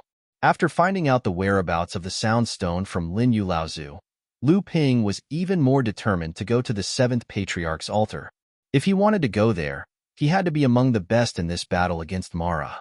At the very least, he had to be among the best among the mid-Dharma adepts. There had been rumors that this battle against Mara would open up the battle credit leaderboard. Lu Ping had just received confirmation from Lin Yu Laozu, and the battle credit leaderboard had already been opened when Mara had attacked Shenling's base. There was no overall leaderboard for the battle credit leaderboard. The battle credit leaderboard was based on the different levels of practice of the adepts, which would result in different points for killing Mara. Therefore, the leaderboard was only based on the different levels of practice of the adepts, and Lu Ping naturally only paid attention to the leaderboard for the mid-Dharma adepts. According to the rules of the battle credit leaderboard, a mid-Dharma adept would naturally not receive any battle credit for killing Mara or Little Mara. However, killing a Blood Shura would be worth 3 points, and a Blood Demon would be worth 5 points. Killing a Jade Shura of the same level would be worth 10 points, and a Jade Demon would be worth 15 points. If one was able to kill an Azura of a higher level, it would directly increase by 20 points. However, if it was a Sky Demon, it would be a whole 30 points.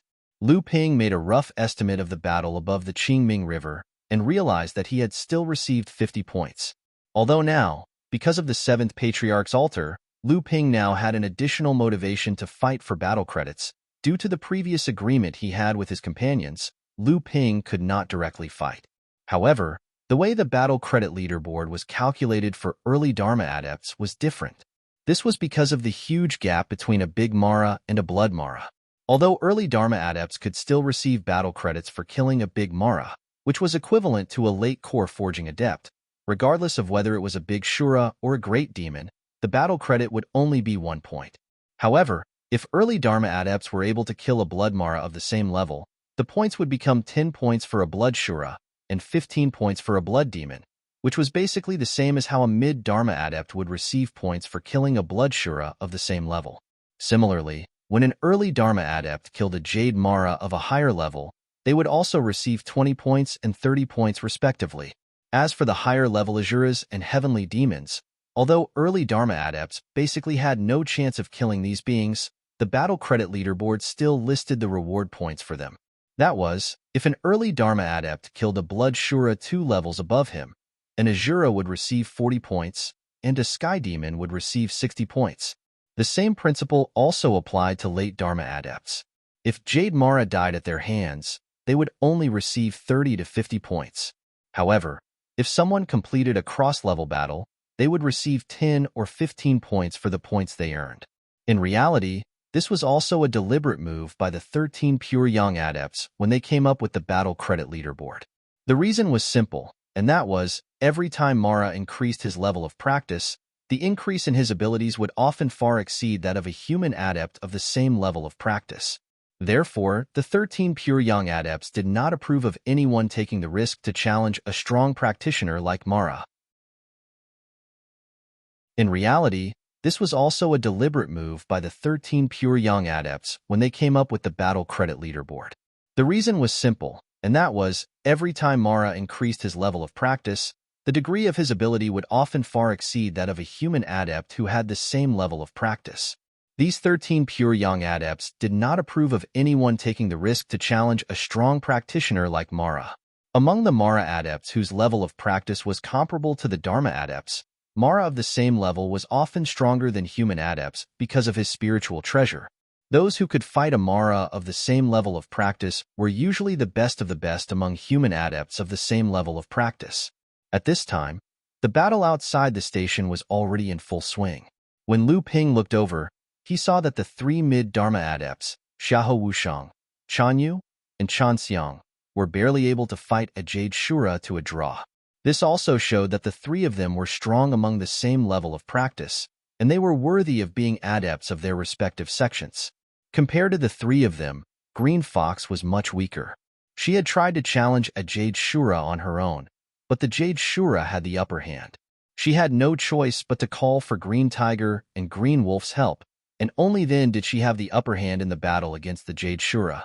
And Su Jin and Xie Tianyang's abilities were undoubtedly stronger than Xiahou Wushang and the other two. Even if the two of them each dealt with a Jade Shura, they could still do it with ease. And Lu Ping could see that Xie Tianyang's abilities were even slightly stronger than Su Jin's. Sang Yu wholeheartedly wanted to compete with people of the same type, but he now had a grandaunt by his side. Wu Yinglan was only at the early Dharma stage, and her abilities were barely satisfactory, but it was not an easy task for her to take on a blood Shura alone.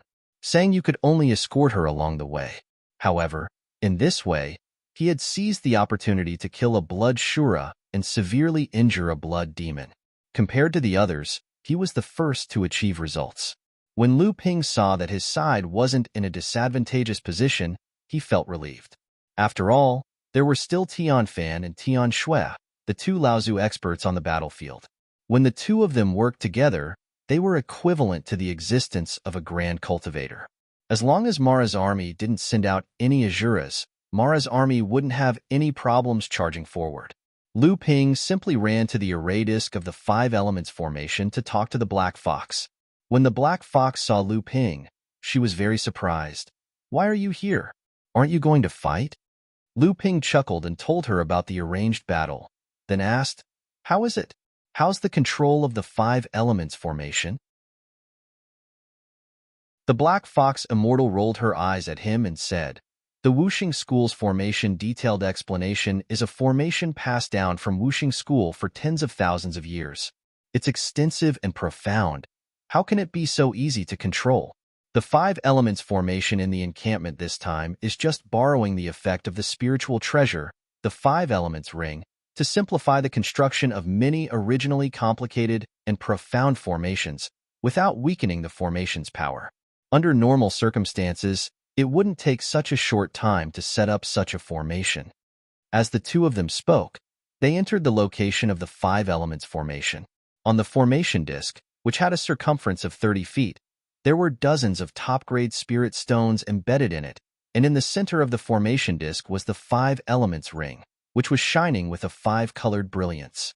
Lu Ping looked at the formation disk, where the formation masters of his sect would replace the top-grade spirit stones that had exhausted their spiritual chi from time to time. He could not help but ask, "The consumption of top-grade spirit stones is so fast. Do the sect have enough spirit stones?"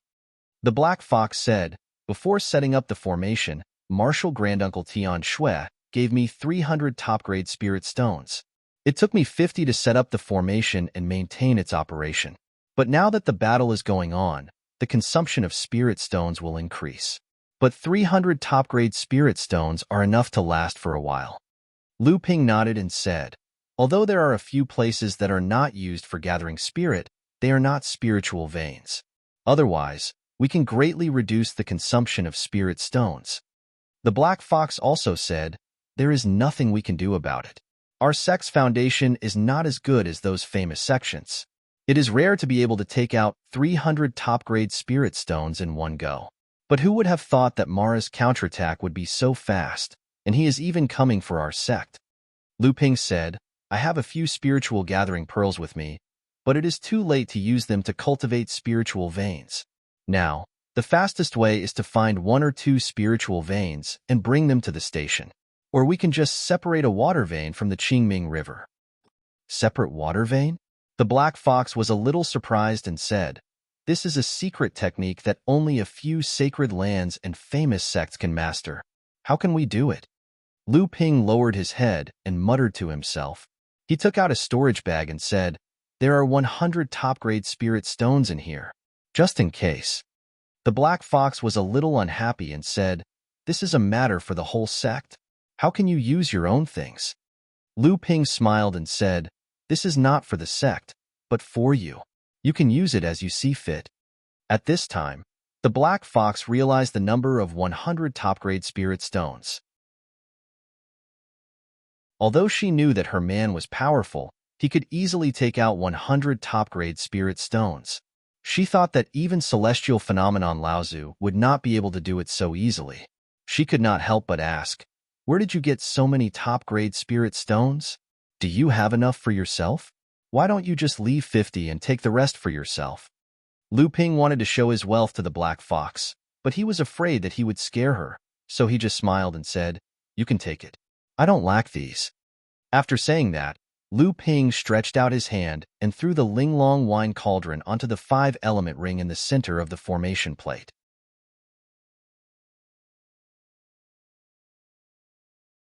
Chapter 1276.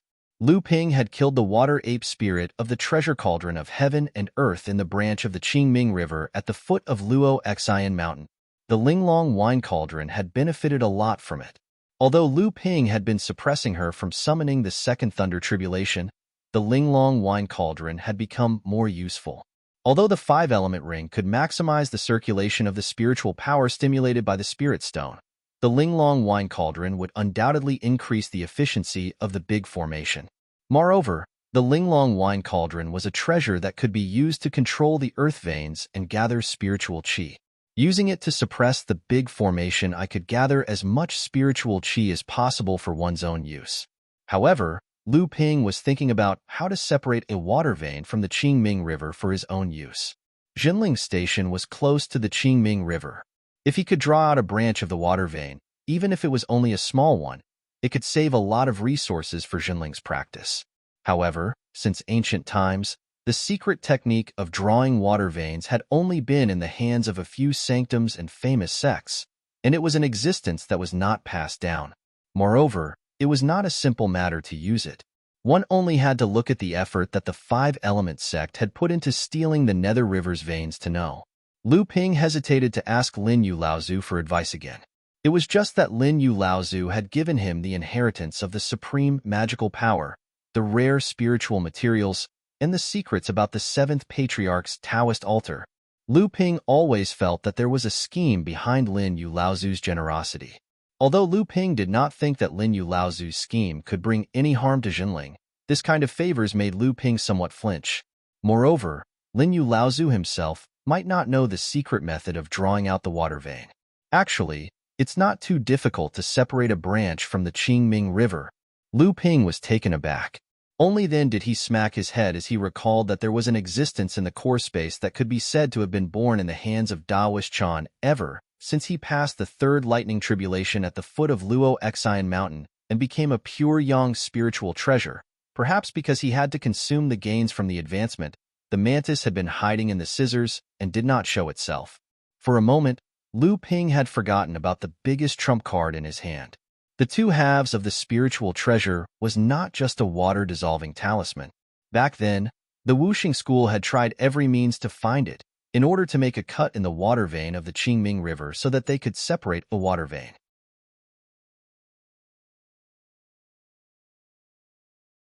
And Linglong can also suppress the water vein in the base for a period of time. After the sect gives up on this base, the water vein can return to the main water vein. That way, no one will suspect that we have stolen the water vein of the Qingming River. Lu Ping was overjoyed. He said, "That's good. We just need to find the right time, and we can try it secretly." The battle outside the base continued.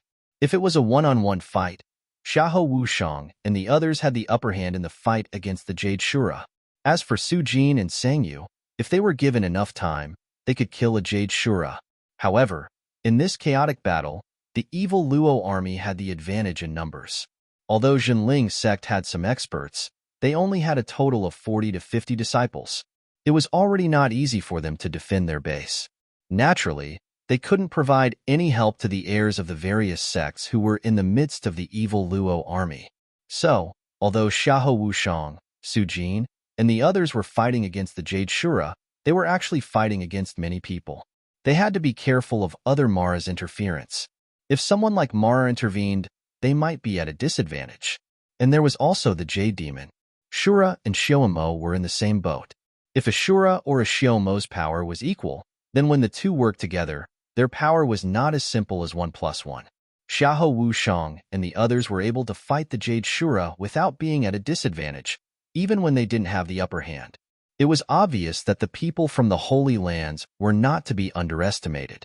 Su Jin's cold ice silk sword was about to lock down the Jade Shura in front of him. The cold sword air made it difficult for the Jade Shura to move. Su Jin believed that he would only need a moment to injure the Jade Shura. But at this time, a bloodthirsty and violent presence invaded Su Jin's mind.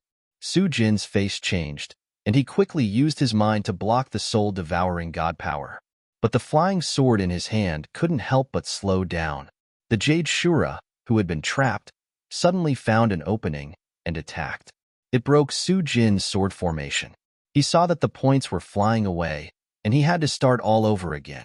Su Jin looked in the direction of the soul-devouring god power, and he saw a Jade Demon hiding behind two Jade Shura. It was using its weird soul-devouring god power to harass everyone, and it was helping the other Jade Shura fight with the others. The three Jade Mara had come from the Mara army to join the fight after everyone started fighting. Luckily, Tian Fan and Tian Shui, the two Laozu from Jinling's side, quickly joined the fight. They managed to keep the three Jade Mara occupied, but they couldn't avoid the Jade Demon's support. Luckily, Su Jin had injured one of the Blood Shura at the beginning of the fight, and when he was fighting the Jade Shura, he took the chance to leave the fight and stab the Blood Shura. He got a point. Although it was only 30%, at least he didn't go back empty-handed. Sword cultivators were afraid of returning empty-handed after unsheathing their flying swords. Some extreme sword cultivators even had the principle of seeing blood when their flying swords were unsheathed. Although Su Jin didn't stop there, he didn't want to stand there without gaining anything. Compared to him, the Jade Shura that Xie Tianyang was facing was much worse. From the beginning of the fight, Xie Tianyang had targeted the Jade Shura. Even with the Jade Demon's support, Xie Tianyang clearly had a way to resist the Jade Demon's soul-devouring god power. At this time, the Jade Shura's companion spirit treasure was almost destroyed by Xie Tianyang, and there were a few sword wounds all over its body. Su Jin sighed. This sixth junior brother's cultivation was getting higher and higher. Although he was the third heir of the Purple Sun Palace, in terms of power, Xie Tianyang was already above him. Sang Yu had originally planned to give up on this opportunity to compete for battle merits because of Wu Yinglan. With his help, Wu Yinglan had even successfully killed a blood demon. This was a kill against someone of the same level, so it was full of battle merits. However, the excited Wu Yinglan was immediately ambushed by a blood demon because she had left Sang Yu's rescue range. Then, she was injured by a blood Shura. In a rage, Sang Yu escorted Wu Yinglan back to the base, then turned back and killed his way into Mara's army. He forcefully took a blow from a Jade Shura and killed the blood Shura that had injured Wu Yinglan. However, he was immediately engaged by the Jade Shura from before, so he knew that he couldn't get many points now. Xiahou Wushang's situation wasn't good either. Under the entanglement of a Jade Shura and two Blood Mara, he was at a disadvantage. However, with Yun Jian supporting him from the side, he wasn't completely suppressed. It was a pity that Yun Jian's cultivation was limited, so he couldn't give Xiahou Wushang too much support. On the other hand, Chan Yu and Chan Xiang seemed to be in a much better situation. These two had mid-Dharma level cultivation, and in terms of power, they might be slightly weaker than Xiahou Wushang. However, the two of them didn't fight alone. When they fought together, they had the upper hand.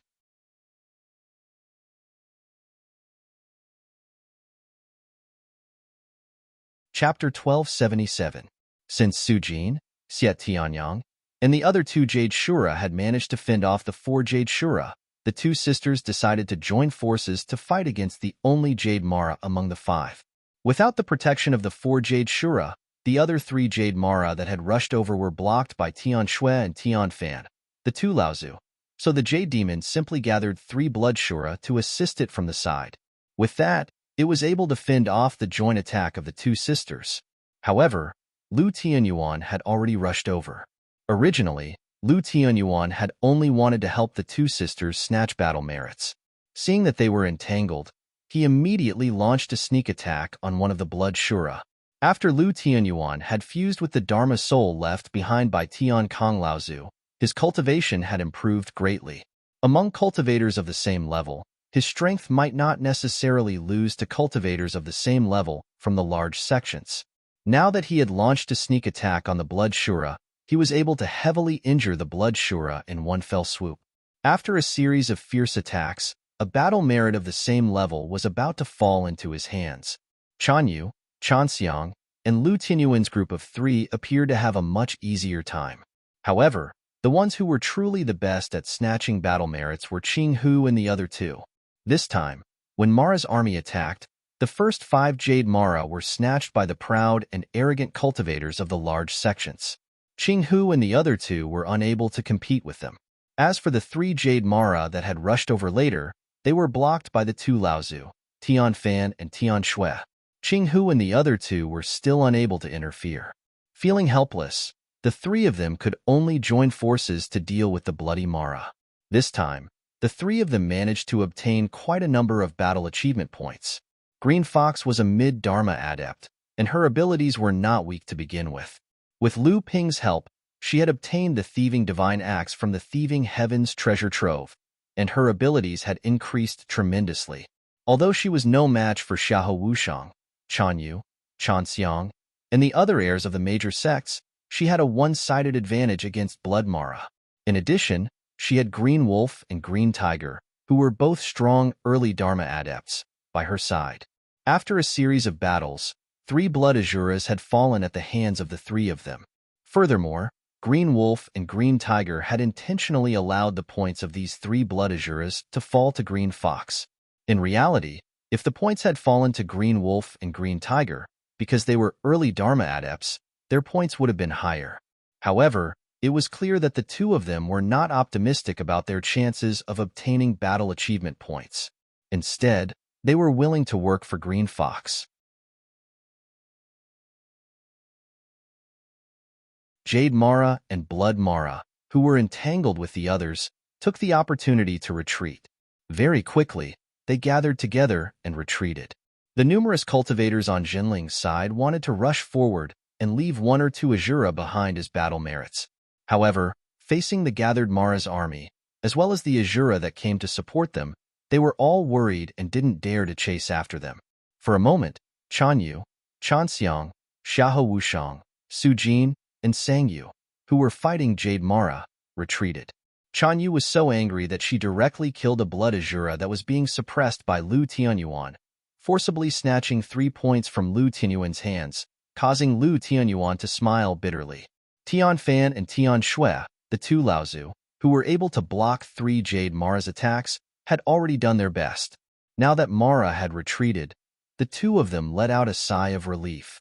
Xiahou Wushang, Su Jin, and Sang Yu saw that there was no hope of stopping the Jade Shura.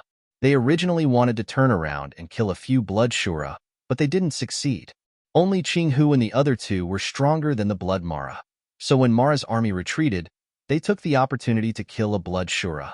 The three of them rushed forward, and naturally, the Blood Shura was no match for them. In the end, it was killed by Qing Hu's axe. Her imaging stone showed that her battle merits had reached 14 points. Among them, Only Xie Tianyang was chasing the Jade Shura that he was fighting, but in reality, he was also chasing the Jade Shura towards Mara's army. Everyone turned pale with fright. Just as they were about to step forward to stop him, it was already too late. They heard the Azura in the distance roar. It stretched out its hand and grabbed. A giant hand of spiritual energy slapped towards Xie Tianyang's head. Seeing that Xie Tianyang was about to be hit by the spiritual Qi hand, the space around him began to shake because of the descent of the spiritual Qi hand. It was obvious that the Azura's attack wanted to kill Xie Tianyang. The shaking space had cut off Xie Tianyang's path of retreat. At this critical moment, two crisp sounds came from the void. Han Wuya, who was hundreds of feet away, suddenly made his move. Two whip shadows crisscrossed through the air, cutting off half of the giant hand made of spiritual energy in one fell swoop. However, the remaining half of the palm still enveloped Xie Tianyang. Seeing that Xie Tianyang was about to die, the usually calm and collected ancestor of Tianshan suddenly let out a roar. The mountain-splitting axe flew out of his hand and instantly arrived above Xie Tianyang's head. It drew a semicircular arc and completely shattered the remaining half of the giant spiritual energy palm, allowing Xie Tianyang to escape from danger. At this time, there was a scream. The Jade Shura, who had been chased by Xie Tianyang, was hit by the flaming sky sun sword. Her whole body was on fire, and there was a scream coming from the fire. Xie Tianyang let out a long sigh of relief. His back was soaked in cold sweat, and he didn't dare to stay any longer. He turned around and flew back to Zhenling's camp. Su Jin came to help him. When the two of them saw each other, they were scolded by Su Jin. Xie Tianyang just laughed and didn't say anything. He just thanked Lao Zu of Sky Mountain for helping him. In fact, when Mara's army was retreating, it was the best time to kill the Jade Shura that Xie Tianyang was suppressing. Because all of the Mara were retreating, and the blood Mara that had been harassing Xie Tianyang had retreated, the Jade Shura was now alone and helpless. Xie Tianyang was eager to make a contribution, so he naturally did not want to give up this fleeting opportunity. For a moment, he forgot that there was an Azura coming to rescue him not far away. If Han Wuya and the Celestial Mountain Patriarch tried their best to save him, Xie Tianyang would probably have to pay with his life. That Azura stopped attacking after missing his first strike. Instead, he retreated with the Mara army, and everyone else returned to Zhenling's sect's encampment. Xie Tianyang saw that no one else had managed to kill the Jade Mara other than him, and the fear he felt earlier was long forgotten. He immediately became arrogant. Show them all. Let's see how many points you have. Xie Tianyang shouted. He wanted all the mid-Dharma adepts who had agreed to fight this time to show their kill records. He had killed a Jade Shura, which was 10 points. Xiahou Wusheng and Chan Xiang had nothing. Chan Yu had 3 points, but it was the Blood Shura that she had taken from Lu Tianyuan. Su Jin had also killed a Blood Shura, so he also had 3 points. Sang Yu had killed a Blood Demon, so she had 5 points. Xie Tianyang saw that everyone was a level lower than him, and his whole aura changed. He was like a true adept from a holy land, which made Su Jin laugh bitterly. Brother Lu, didn't you also have a battle with the evil Luo army before? Show us your points and let us have a look. Although Lu Tianyuan and the others were not qualified to participate because they were early Dharma adepts, this did not stop them from seeing the results of the fights. However, when they saw Xie Tianyang challenge Lu Ping, Lu Tianyuan, Qin Yu, and Qin Gang all had strange expressions on their faces. However, Xie Tianyang was too excited to notice their expressions. Seeing Xie Tianyang's provocation, Lu Ping smiled and said, "There's no hurry. There's still one more person you haven't fought." "Who?"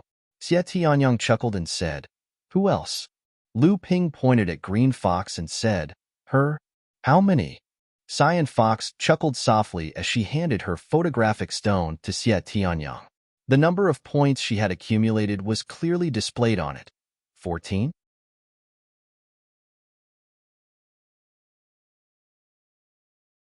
Chapter 1278.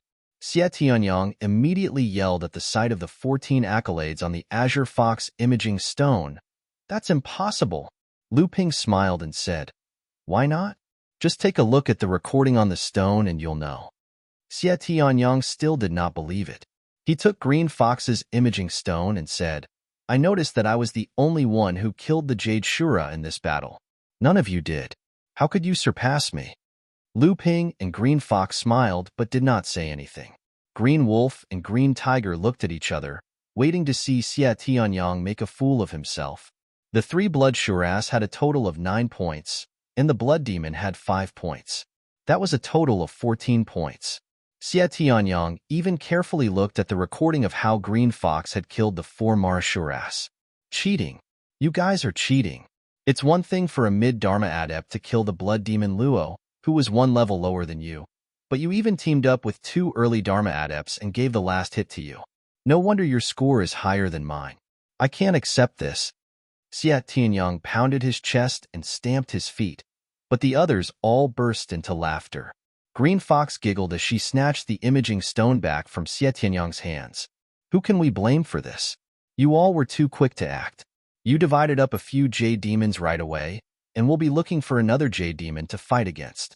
Are you all willing to give it up? Xie Tianyang was exasperated, but when he saw Lu Ping's carefree smile, it was as if he had found a straw to clutch at. He hurriedly said, Brother Lu, we've seen Sister Qinghu's battle achievements. It's time for you to show us your points. We were outnumbered and outnumbered. That's why we couldn't get more points. How many points did you get when you fought against the Demon Luo army? Even Sister Qinghu has more points than you. Don't tell me you can't even beat me, old Xie. Lu Ping laughed as he looked at Xie Tianyang. Brother Xie, are you sure you want to compete? Xie Tianyang was not confident. It was not just Xie Tianyang. The other Holy Land's heirs were the same. Although all of them were prideful and wanted to compete with Lu Ping, they would not have agreed to the accumulated points challenge earlier. However, each of them knew very well that this North Sea Water Sword Immortal was someone who had even defeated several great cultivators. No matter how indignant they were, they really did not have the confidence to completely defeat a great cultivator. This gap was not something that could be bridged just by being indignant. Although Xie Tianyang wasn't confident, it was still a joke between good friends.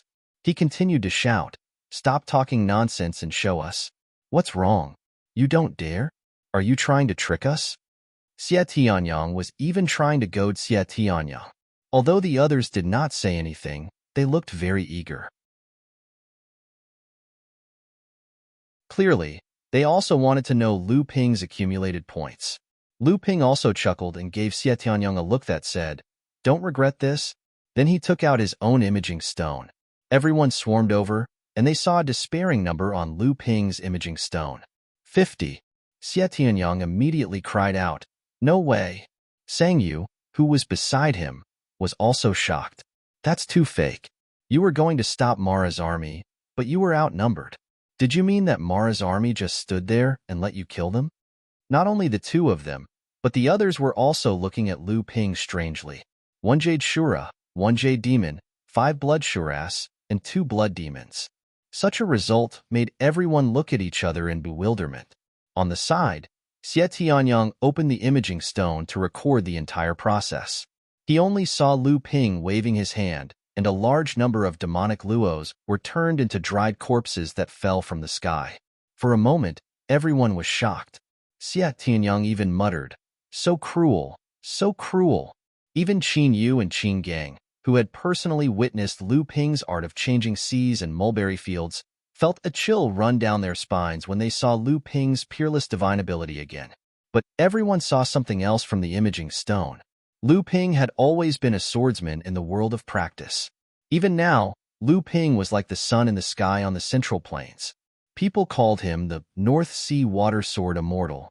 But in the process of killing so many Maras, the imaging stone didn't show Lu Ping's swordsmanship. It was obviously some other kind of power. But wasn't Lu Tianping a swordsman?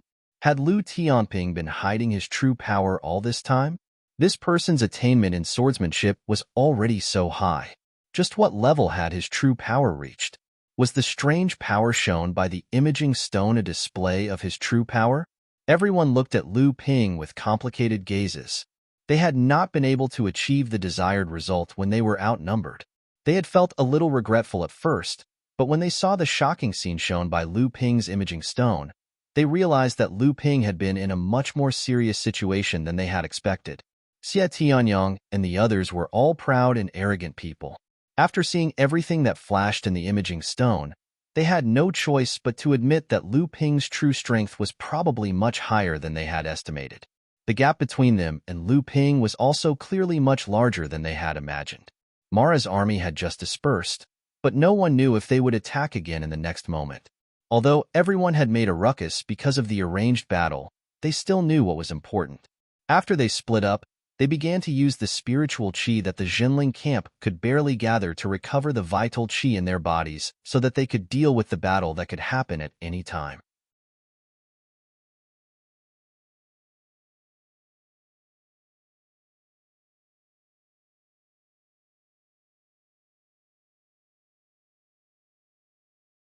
Chapter 1279. Jinling had suffered quite a number of casualties in this battle. 5 of the core forging stage cultivators in the Dao soldier formation had fallen, and nearly 10 of them were injured. Lu Ping checked on a few of the more seriously injured ones before rushing over to Wanglin's side. Sang Yu was extremely regretful. He had only been distracted for a moment, and Wanglin had been consecutively ambushed and injured by the Blood Demon and Blood Azura. Fortunately, Wanglin was not weak, and her injuries were not life-threatening. Lu Ping had naturally prepared sufficient pills in his hands. After consuming a soul return pill, she woke up from her coma. However, it was obvious that she would not be able to make it in time for the next battle. Lu Ping even suspected that even if Wanglin had recovered by then, Sang Yu would not allow her to participate in the next battle. Other than Wanglin, Tian Fan, Tian Shui, Qin Yu, Qin Gang, and Ji Tianxian all had some injuries on their bodies. However, these injuries did not have much of an impact on their own strength. If they were also unable to participate in the battle, it was likely that Jinling would really fall this time.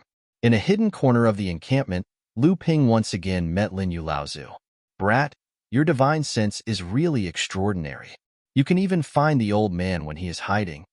Lin Yu Laozu said that he was surprised, but his expression seemed to have already predicted that Lu Ping would be able to find him. "Senior, the current situation is not good." Although Lu Ping had previously downplayed the situation to Xie Tianyang, he was obviously deeply worried. Seeing Huo Wuyin similarly lying at Lin Yu Laozu's feet, he could not help but ask, "Senior, you?" Lin Yu Laozu clapped his hands and said, "The wind and rain dual whips are famous practitioners in the cultivation world. The wind and rain whips being controlled by Han Wuya alone cannot be compared to 2 people controlling one each. Han Wuya and Huo Wuyin working together can at least block an Azura." Lu Ping also agreed with this point. After all, these 2 people were able to escape from 7 Fan Laozu's hands when working together. It might not be easy to suppress an Azura, but it was not too difficult to entangle it. However, this sealing secret technique of yours is really very strange.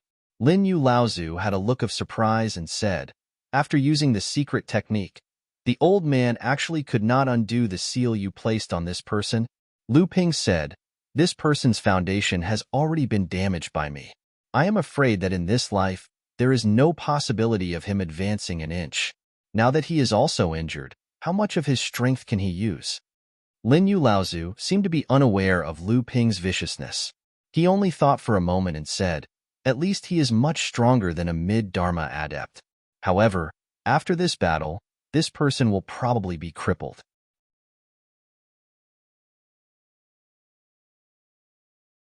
However, thinking about the 9 mystical tower that had been besieged for more than 10 years, it was one of the 5 holy lands of Central Earth, and there were true spirit cultivators in the sect.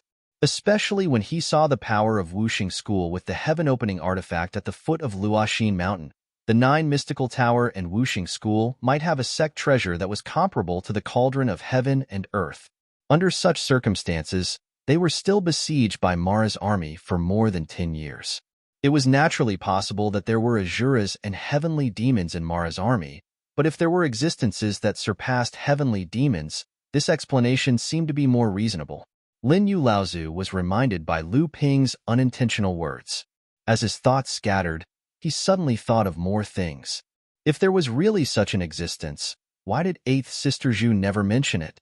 Were the other holy lands also kept in the dark? However, if there was really such an existence, in Lin Yu Laozu's opinion, the other Holy Lands most likely knew about it, so it could be said that they deliberately concealed this information. However, what was their purpose in concealing this information? Among the 13 pure young masters, were there other people who knew about this information? For a moment, Lin Yu Laozu felt that there might be some unknown conspiracy hidden in this battle to besiege Mara. Lin Yu Laozu, who was a rogue cultivator, even felt that there was almost no one he could trust anymore. Before Lu Ping left, Lin Yu Laozu handed a purple jade slip to Lu Ping and said, "This is the Supreme Divine Sense secret technique that the old man told you about before. This time, the battle to besiege Mara is unpredictable. I'm afraid things are not as simple as they seem on the surface. If you want to enter the 7th Patriarch's Taoist altar, keep your life first. In the future, as long as you help the Qin brothers, it will be considered as repaying the old man's favor today." Lu Ping hesitated for a moment and said, "Senior has already passed the inheritance of Heavenly sect to the 2 Qin brothers. Why can't you help them rebuild their sect? With Senior's identity as pure young Laozu, in the future, regardless of whether it is Luo Xian sect or Heavenly sect, I'm afraid their influence will be greater than before." Lin Yu Laozu shook his head and said, "If the old man wanted to rebuild Heavenly sect, why would he wait until now? The old man is ultimately used to this kind of leisurely life. Things like sects are too complicated. The old man is really not willing to participate in it." Lu Ping found Tian Fan, Tian Shui, and Tian Shan Laozu. He told the 3 of them about the information he got from Lin Yu Laozu. The 3 Laozu's faces were obviously not looking good. "Indeed, we need to prepare a path of retreat. Our sect cannot fight a war of attrition with Mara's army here. Once the cultivators from the various sects choose not to take action, we might have to retreat back to the Northern Sea," Tian Shui Laozu said as he exchanged glances with Tian Fan and Tian Shan Laozu. He continued, "When the time comes, you just need to bring your disciples and leave. Your senior uncle Tian Fan, senior uncle Tian Shan, and I will stay behind to cover the retreat." Staying behind to cover the retreat often meant death. Lu Ping raised his brows and said, "It's better if I stay behind. Forgive me for being presumptuous, but the 2 senior martial granduncles and junior martial uncle might not be stronger than me." Tian Shan Laozu spoke the truth. It's not that they might not be. With your current strength, none of us are your match. It is precisely because of this that you are allowed to lead your disciples back to the Northern Sea. Along the way, the various sects are filled with hungry wolves that will devour people without spitting out the bones. If we don't have someone who can lead us, who knows how many of our disciples will survive when we return to the Northern Sea?" Lu Ping wanted to say something, but Tian Fan Laozu interrupted him. "This matter is decided. You don't need to say anything else. We are old to begin with. How many more years do we have left to live? On the contrary, you must continue living. As long as you are alive, we can protect the sect's 1,000-year foundation." After Mara's army retreated, they didn't give Jinling much time to rest. Amidst the shrill cries of the Jade Demons, Mara's army regrouped and once again charged towards Jinling's camp. This time, Mara's army really staked everything on this one attack. More than 2,000 Mara of all sizes rushed ashore from the Qingming River and charged towards Jinling's camp. Blood Mara and Jade Mara's auras were hidden among Mara's army, but the cultivators in the camp all turned their attention to the 3 auras that were as violent as the sun behind Mara's army. The 3 Azuras finally couldn't hold back and attacked with all their might. Lu Ping stretched out his hand, and a purplish-blue cloud sail instantly spread out. Then, it turned into balls of auspicious clouds that attached themselves to the protective shield of the camp's formation. With the cloud sail's protection, at least Lu Ping didn't have to worry about the ordinary Jinling disciples behind the formation being attacked by the demonic cultivator's soul-devouring magic. Other than the injured Wanglin, Li Tianru, and Ji Tianxian who continued to control the formation, all the Dharma adepts in the camp came to the protective shield of the camp. The Mara's army was already more than 100 feet away. Lu Ping suddenly shouted out. Li Tianru, Ji Tianxian, and Lu Ping each raised a large bell in midair. Lu Ping shouted again, "Break!" Dang! Dang! Dang! 3 loud sounds rang out almost at the same time. Other than the fake vast ocean bell in Lu Ping's hand, the other two bells shattered under the heavy blows, leaving only a pile of scrap metal on the ground.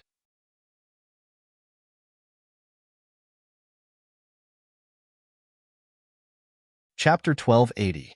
Two of the three sea bell replicas were smashed in an instant, leaving only the one in Lu Ping's hands of the highest quality still hanging in midair. However, the one ringing the bell had been replaced by Wanglin, who was too injured to fight. The Mara army, which had already suffered a loss before, was not unprepared. Blood demons and jade demons hid among the attacking Mara army in order to prevent the chaos that would occur when the bell rang. However, they did not expect that Zhenling's side was even more ruthless. They kept producing more bronze bells, and in order to unleash the greatest power of the replicas, they directly smashed two of them.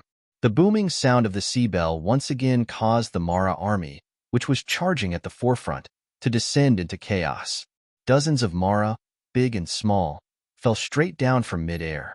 Many of the remaining Mara also spun in midair as if they were dizzy. Blood demons and jade demons, who were hiding among the Mara army, did their best to command, but they were unable to eliminate this chaos in a short period of time. Lu Ping shouted, "Kill!" Other than Li Tianru and Ji Tianxian, who were presiding over the Tao soldier formation, as well as Wanglin, who was ringing the bronze bell, the remaining Dharma adepts all killed their way out of Zhenling's camp. Lu Ping was the first to turn the thin water-flowing sword into a sky full of sword light. The Great River Flow's East Sword technique was no longer an indomitable force. Instead, it expanded the area of attack as much as possible, becoming a flood that broke a dam and spread out. All the Mara in front of Lu Ping, whether big or small, were all included in his killing range. It was a pity that there was not enough time, and the timing of the previous epiphany was extremely difficult to grasp. Otherwise, Lu Ping would not have minded using the Great River Flow's East technique again. Although the Great River Flow's East Sword technique did not have the incredible power of the Great River Flow's East technique, this sword technique was superior in that it was flexible. There were nearly 500 Mara, big and small, at the forefront of the Mara army, and in an instant, 150 of them were swept away by Lu Ping's sword light. Once again, 60 to 70 Mara fell from the sky like dumplings being dropped into a pot. The remaining half also retreated in a panic, causing the Mara army that was charging up from behind to be thrown into disarray once again. The remaining 40 to 50 Mara ultimately managed to avoid Lu Ping's sword light, but it was also because of the blood Mara that was hidden among these 150 Mara. Even so, there were two blood Shuras that had charged too close to the front. In the instant that Lu Ping's sword light swept over, Lu Ping was able to capture their tracks. Then, the Nether Water Sword and Lu Xiaoping disappeared into the sword light. By the time Lu Ping's Great River Flow's East Sword technique dissipated the sword light, these two blood Shuras had already died at the hands of Lu Ping, and he had obtained another 60% of the battle credit. The Jade Mara that was hidden among the Mara army clearly did not expect that the opponent's Dharma adept would actually attack the ordinary Mara right from the start. Coupled with the chaos caused by the two bronze bells being smashed, Lu Ping actually managed to defeat more than 100 Mara vanguards in one go. There was a whistling sound, and two Jade Shuras and one Jade Demon charged towards Lu Ping from within the Mara army. The scene of Lu Ping single-handedly killing hundreds of Mara on the Qingming River was still fresh in their minds. The Mara army was very wary of Lu Ping. It was not just Lu Ping. In the instant that the imitation sea bell had been struck, Xie Tianyang, who had been following closely behind Lu Ping, had also charged into the Mara army. A blazing sky sun sword was like a blazing sun that had fallen into the mortal realm. Everywhere he passed, there was a blinding white flash, and then Mara after Mara, whose entire body was set ablaze, screamed as they fell from the sky. However, Xie Tianyang was clearly not like Lu Ping, who had deliberately targeted the ordinary Mara. He had charged into the Mara army purely for the Blood Mara and Jade Mara, who were normally hidden among them. He wanted to kill them in one go, so that he could gain some battle credits. The Mara that had been killed by him were just blocking his way, and Xie Tianyang's ferocious charge had very quickly allowed him to track down the tracks of a blood demon. At that moment, he charged forward as if he was in a killing frenzy. The extreme Yang sword technique, which was passed down in the direct lineage of the Ziyang Palace, was directly unleashed by the sword chi of the blazing sky sun sword into a ball of fire. The blood demon was instantly reduced to ashes within the ball of sword chi. The flying sword in his hand turned, and he was going to kill a blood shura that had been trying to save the blood demon, but had unexpectedly been frightened by Xie Tianyang's violent attack and turned to kill it. But the high-ranking Mara that was hidden among the Mara army was clearly also not happy. A Jade Shura was the first to attack, and Xie Tianyang had no choice but to abandon the Blood Shura that had been scared away and turn around to fight the Jade Shura. At this time, the Blood Shura that had attacked earlier turned around and ran back, and began to help the Jade Shura harass Xie Tianyang. This made Xie Tianyang so angry that he vented all his anger on the Jade Shura opposite him. For a moment, both the Jade Shura and the Blood Shura were beaten to a pulp. Previously, Lu Ping's 50 battle points had really provoked Xie Tianyang. Xie Tianyang admitted that he could not see through Lu Ping's abilities, but he did not think that he was that far behind. In fact, it was not just Xie Tianyang. Although the other direct lineage adepts in the middle Dharma stage had been laughing at Xie Tianyang's defeat by Lu Ping earlier, each of them had been suppressing their anger and wanting to compete with each other. Following closely behind the two of them, the group of mid-Dharma adepts and the two grand adepts who were being controlled swarmed forward. The 500 vanguard of the demon Luo army were all cut down as if they were vegetables, and not many of them were left. The sudden burst of power from Zhenling's side caused the entire Mara army to tremble, and the less than 2,000 Mara soldiers all stopped in their tracks for a moment. And the blood Mara hidden among the 500 vanguard troops was also killed by the direct lineages of the various sects who had suddenly rushed out to snatch the battle points. With their previous experience, these direct lineages of the middle Dharma stage were much smarter. Although killing Jade Mara would give them more points, killing Blood Mara was obviously easier and faster to obtain points. Xiahou Wushang, who was following closely behind Xie Tianyang, also quickly caught up with a Blood Shura that was fleeing in a panic. In the previous battle, among the middle Dharma adepts, only Xiahou Wushang and Chan Xiang of the Heavenly Moon sect had not gained a single point. Although Xiahou Wushang was not born into a direct lineage of a holy land like Xie Tianyang, his personality was indeed more arrogant than the former, and it was impossible for him to take such a blow. Seeing that a Jade Shura was closing in to help the fleeing Blood Shura, Xiahou Wushang still brazenly struck out with his sword, wanting to kill the Blood Shura before the Jade Shura's attack arrived. Yun Jian, who was following behind him, saw that his senior was in danger, and hurriedly leaped forward, the flying sword in his hand turning into threads of sword light, as if weaving a cloud of mist in an instant to protect Xiahou Wushang as much as possible. In the three swords of thunder and cloud, Yun Jian used the cloud mist sword to confuse the enemy and focus on defense, Thunder Sword used brute force and focus on attack, and Lightning Sword used sneak attacks and focus on killing. The three of them worked well together, and they made a name for themselves among the direct lineage adepts of the Tianqian sect. Although they were not as good as the top 5 direct lineage adepts of the Tianqian sect, when the three of them worked together, it was not difficult for them to challenge those of a higher level. Now that Thunder Sword and Lightning Sword had fallen, and Yun Jian had been seriously injured and had delayed his training, the gap between their levels was even greater. Yun Jian knew that he would not be able to block a single attack from the Jade Shura, but at this time, he still resolutely went forward. The companion's spiritual treasure in the Jade Shura's hand was getting closer and closer, but Yun Jian had already wove the threads of sword light into a sword cloud that was as black as ink. Yun Jian had used up all his strength, and the rest was up to fate.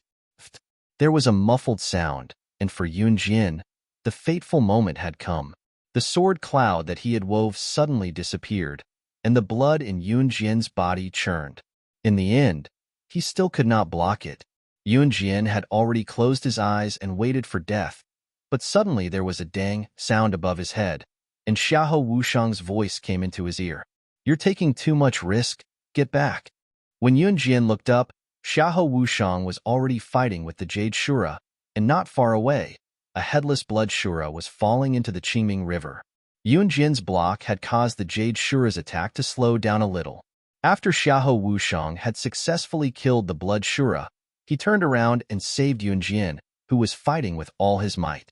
Yun Jian let out a sigh of relief, and the blood in his body churned. He was very excited. Although he had only blocked half of the Jade Shura's attack, for Yun Jian, it was a great boost to his confidence. After retreating a distance, he formed a line of defense with the early Dharma adepts on Jinling's side, and began to block the Mara army that was attacking the camp's formation. At this time, almost all the mid-Dharma adepts had engaged in battle with the Jade Mara.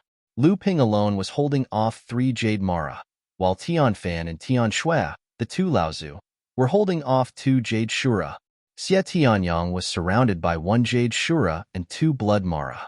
Su Jin was also fighting a Jade Shura, while Chan Yu and Chan Xiang teamed up with Lu Tianyuan to fight a Jade Shura and a Jade Demon. Lao Zhu of Tianshan was also fighting a Jade Demon and 2 Blood Shura. Xiahou Wushang and Sang Yu were also fighting 2 Jade Shura, while Qing Hu and the other 2 were fighting 1 Jade Demon and 2 Blood Shura together.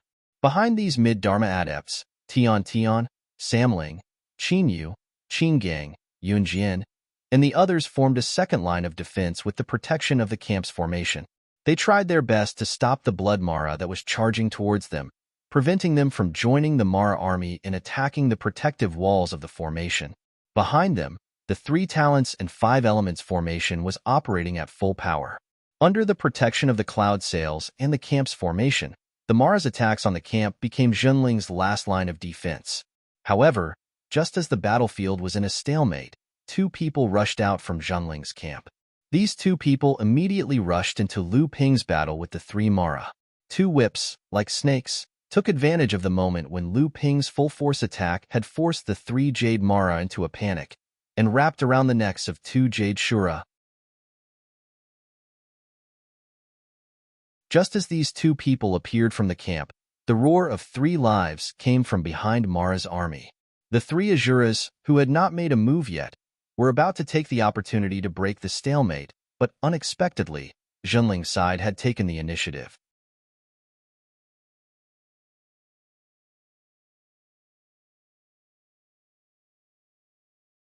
Chapter 1281.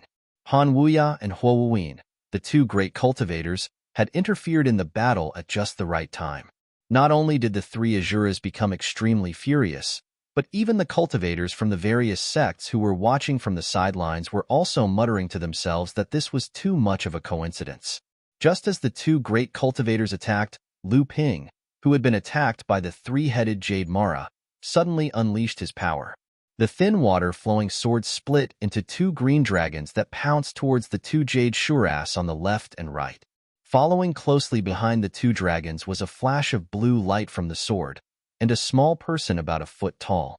At the same time, Lu Ping's divine sense turned into a raging wave of fire and rushed towards the Jade Demon behind the 2 Jade Shuras with a force that could topple mountains and overturn seas. The protective treasures like the Cloud Sail and the Sea Bell were not in his hands, so the impact of Lu Ping's divine will was not amplified. However, Lu Ping took the opportunity to reach out and grab the air. A thunderball descended from the sky. After the 7 treasures Thunder Calabash had absorbed a bit of the pure young Thunder Calamity, its quality had increased again, and its power had also increased. Although it could not be used by Lu Ping in front of him, this divine thunder of Yin Kuei water was still a serious threat to the Jade Demon. The 3-headed Jade Mara's tacit cooperation was finally interrupted by Lu Ping's full-force attack. Just as the 3-headed Jade Mara was flustered, the 2 great cultivators, Han Wuya and Huo Wuyin, suddenly attacked before the 3 Azuras could. The wind and rain dual whips' tacit cooperation was not inferior to the wind and snow dual fans. Moreover, these 2 spiritual treasures were wielded by 2 late Dharma great cultivators who were far superior to Tianfan and Tianshui. The 2 Jade Shuras were unable to resist, and their heads were curled up by the 2 whips. The netherworld aqua sword pierced through the void, and a purplish-blue lightning was born on the blade. It pierced through the Jade Shura's body, and then the lightning exploded, instantly killing the Jade Shura. After Lu Ping combined the formless sword technique with the thunderclap sword technique, it impressively became a new type of swordsmanship divine ability that was extremely lethal to Mara. On the other side, Lu Xiaohai took advantage of the fact that the Jade Shura's neck was wrapped around by the wind whip. He stabbed the willow sword into the Jade Shura's eyeball and into her brain. In the blink of an eye, 2 Jade Shura had been killed, and he had earned another 20 points. The projection stone showed that Lu Ping now had 76 points. However, Lu Ping didn't have the time to gloat over his achievement. The 3 Azuras had instantly plunged Jinling, sect into a dangerous situation. The death of 2 Jade Azuras was not enough to make up for the situation. 2 of the enraged Azuras went for Han Wuya and Huo Wuyin, while the other went for Lu Ping. From the time that Mara's army had traveled upstream to the Qingming River, the number of Jade Mara that had fallen to Lu Ping had reached 4. Lu Ping had become a major threat to Mara's army. Huo Wuyin, who was on the left, was sent flying when he came into contact with the other Azura.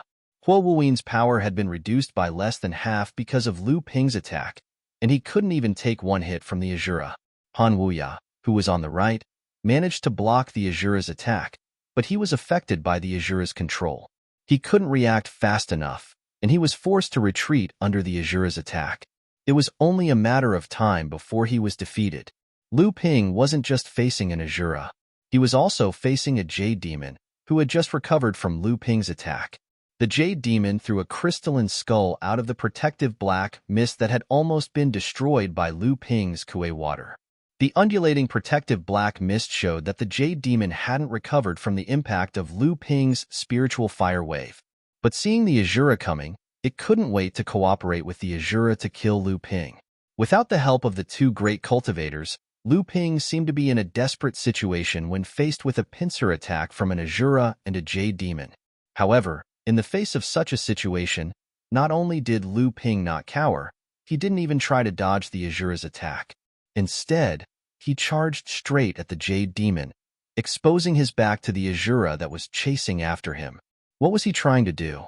Was he trying to drag someone down with him even though he knew he was going to die? However, just as the Azura's companion Numinous Treasure was about to pierce through Lu Ping's back, a slightly hunchbacked figure suddenly appeared several feet behind the Azura. Rich pure yang qi rose into the sky, and the majestic aura was like a giant mountain that supported the sky. The moment Lin Yu Laozu appeared, he was like the sun in the sky. He was destined to become the most dazzling existence in this battle. The moment Patriarch Lin Yu appeared, the Azura had already sensed what it meant for a pure yang cultivator to appear behind it. No one knew better than the Azura itself what it meant when a pure yang cultivator appeared behind it. Compared to killing the human cultivator in front of it, its own life was clearly more important. The Azura turned around in an instant. However, the moment it turned around, it had already protected the companion Numinous Treasure in its hand, which was far more powerful than a second tribulation Numinous Treasure. However, the pure yang human cultivator behind him seemed to have calculated every single detail of the Azura's reaction. He swung the jasper wind flute in his hand, and the distance of several tens of feet was crossed in the blink of an eye. The Azura had just turned around when it felt a sharp pain in its back. The jasper wind flute had already smashed into its back. The rich spiritual qi quickly dissipated. Although the Azura wouldn't vomit blood after being seriously injured, the sudden dissipation of this spiritual qi could greatly weaken Mara's combat power.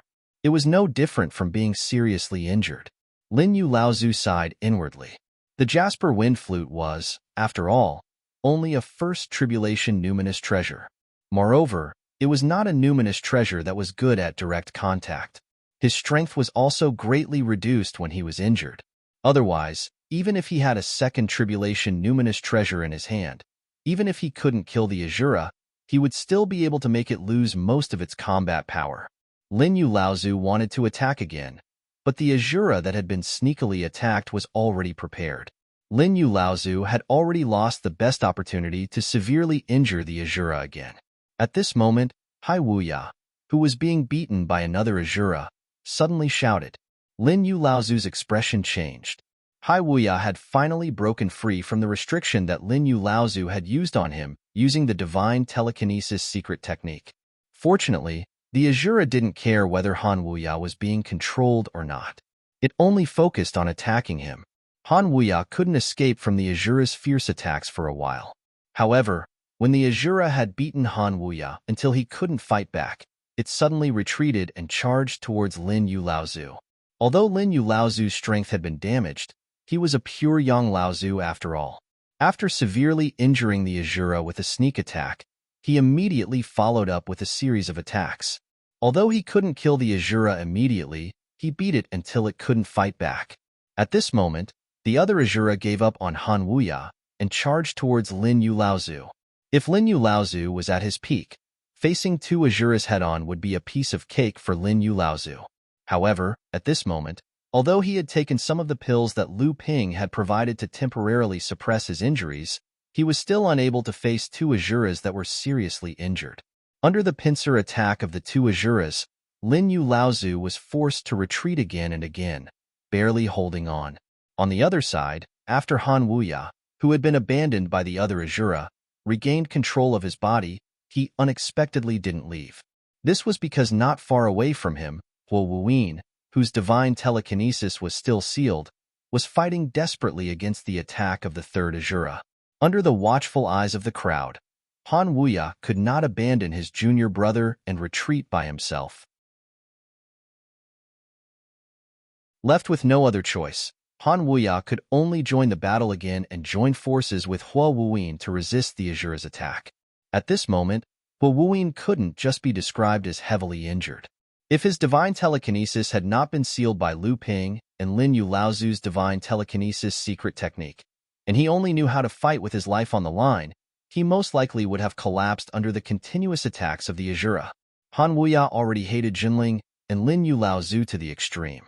However, at this moment, he had no choice but to cooperate with Huo Wuyin, who had lost his consciousness, to resist the attacks of the Azura. Fortunately, although Huo Wuyin's consciousness had been sealed, the instincts of the wind and rain dual whips, which had worked together for hundreds of years, were still there. Although the two of them still couldn't resist the Azura's attacks, they could at least protect themselves for a short period of time. Han Wuya had already made up his mind. As long as he saw the right opportunity, he would escape with Huo Wuyin. Although the Azura was fierce, it was not strong enough to stop the two of them from escaping unscathed. The only thing he had to consider was how to help Huo Wuyin break free from Lin Yu Laozu's divine telekinesis seal. Perhaps he should find the right opportunity and forcibly take Huo Wuyin away. Lin Yu Laozu was already in a difficult situation against the attacks of the two Azuras. If this continued, this itinerant pure yang cultivator would probably become the first pure yang Laozu to fall in the battle against Mara. At this critical moment, Lu Ping's thin stream sword finally arrived and took the injured Azura from Lin Yu Laozu's hands, relieving the pressure on Lin Yu Laozu. Not far away, the Jade Demon, whose protective black mist had been scattered by Lu Ping's divine thunderclap sword technique and Jade Phosphorus Fire, was thrown into chaos by the continuous attacks of the divine Yin Water Lightning and the Shadowless Sword technique. In the end, it still couldn't avoid Lu Xiaoping's sneak attack on the back of its head. At this moment, although its body was still floating in the air, its body was slowly dissolving into dense spirit qi and then dissipating into the world.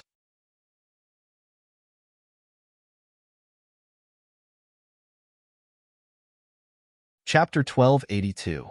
With Lin Yu Laozu's meticulous planning and Lu Ping's full cooperation, Zhenling's side was able to barely maintain a stalemate despite the three Azuras going all out. However, both Lu Ping and Lin Yu Laozu knew that this stalemate wouldn't be maintained for too long. After all, Mara's side had the advantage in numbers. As time went on, their own side would be exhausted and the advantage would slowly return to Mara's side. Moreover, Lin Yu Laozu and Lu Ping could already see that Han Wuya was planning to flee. Once he successfully escaped with Huo Wuyin, the Azura would definitely launch a furious counterattack. At that time, Jinling's side wouldn't be able to hold out for long before they were completely routed. Although the stalemate was short, and what Jinling's sect needed was just one person to break the stalemate. Although the Devil Luo army had the advantage in numbers, the real deciding factor of the battle was the high-grade cultivators and the high-grade Devil Luo who were restraining each other. As long as one of these high-grade cultivators was free, they would immediately be able to reverse the situation. At that time, no matter how many Mara's army there was, it would be useless. By the same logic, if Mara's side was able to break the stalemate first, what awaited Jinling would be a massacre and complete defeat. The only difference between the two was that if neither side was able to break the stalemate, Mara's army could rely on their advantage in numbers to slowly break the stalemate. The longer this dragged on, the more disadvantageous it would be for Jinling. The person that Lin Yu Laozu's meticulous plan to break the stalemate was none other than the cultivators that were still watching from the sidelines. In Lin Yu Laozu's view, when Jinling was able to block the all-out attack of Mara's army, the cultivators that had been watching from afar should see an opportunity. Once they were able to take this opportunity to attack, Jinling's crisis would immediately be resolved. Unfortunately, Lin Yu Laozu had overestimated these cultivators. Or rather, he hadn't expected that Han Wuya, who was currently trying to break free from the great cultivators, would be able to escape. At this time, everyone could see that Han Wuya was planning to flee. Although Huo Wuyin was still somewhat muddle-headed, after such a long battle, the secret technique that Lin Yu Laozu had placed on him was also weakening. Once Han Wuya and Huo Wuyin left the battle, who would dare to take over the vacant Azura? At this time, if anyone wanted to intervene in the battle, they would have to be prepared to receive a head-on attack from the Azura. Apart from pure Yang cultivators, who else had the strength and courage to block an enraged Azura? Even if both sides were not lacking, and there were great cultivators who could block the Azura together, why would they act as a shield for others?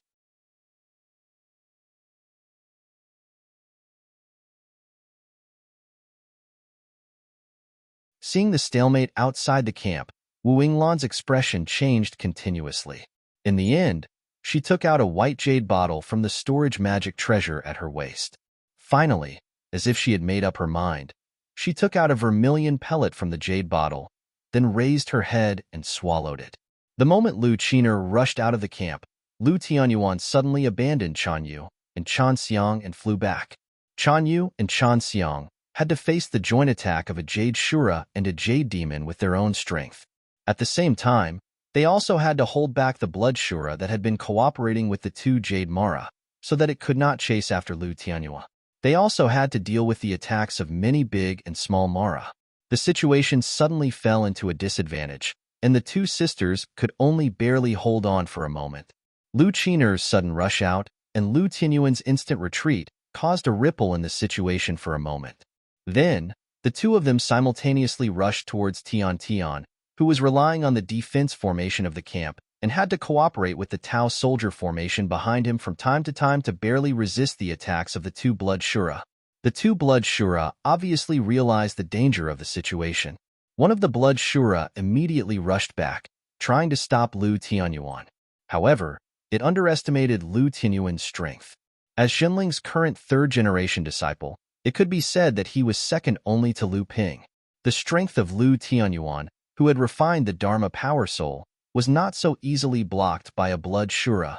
Moreover, at this time, Jinling had reached the point where he had to fight with his life on the line. In the midst of a loud bang, under the Blood Shura's terrified gaze, Lu Tianyuan, whose mouth was bleeding, had actually managed to gain the upper hand in this collision and forced the Blood Shura to retreat. Behind it, Tian Tian and Lu Qiner, who had rushed up to attack together, had already completely suppressed the other Blood Shura. The strength that Lu Qiner had displayed was also secretly shocking. This was not a demonic practitioner who had just broken through to the Dharma Laws stage. This level of strength was completely not below that of Tian Tian, who had been immersed in the early Dharma Laws stage for many years. At this moment, Ji Tianxian, who had been presiding over the Dao soldier formation with Li Xuanru, suddenly left the formation. The entire operation of the Dao soldier formation was completely placed on Li Tianru alone, causing the emergency efficiency of the Dao soldier formation to suddenly drop. The Mara army that had surrounded the encampment formation suddenly went berserk. The color of the protective formation shield changed rapidly, as if it was about to be broken in the next moment.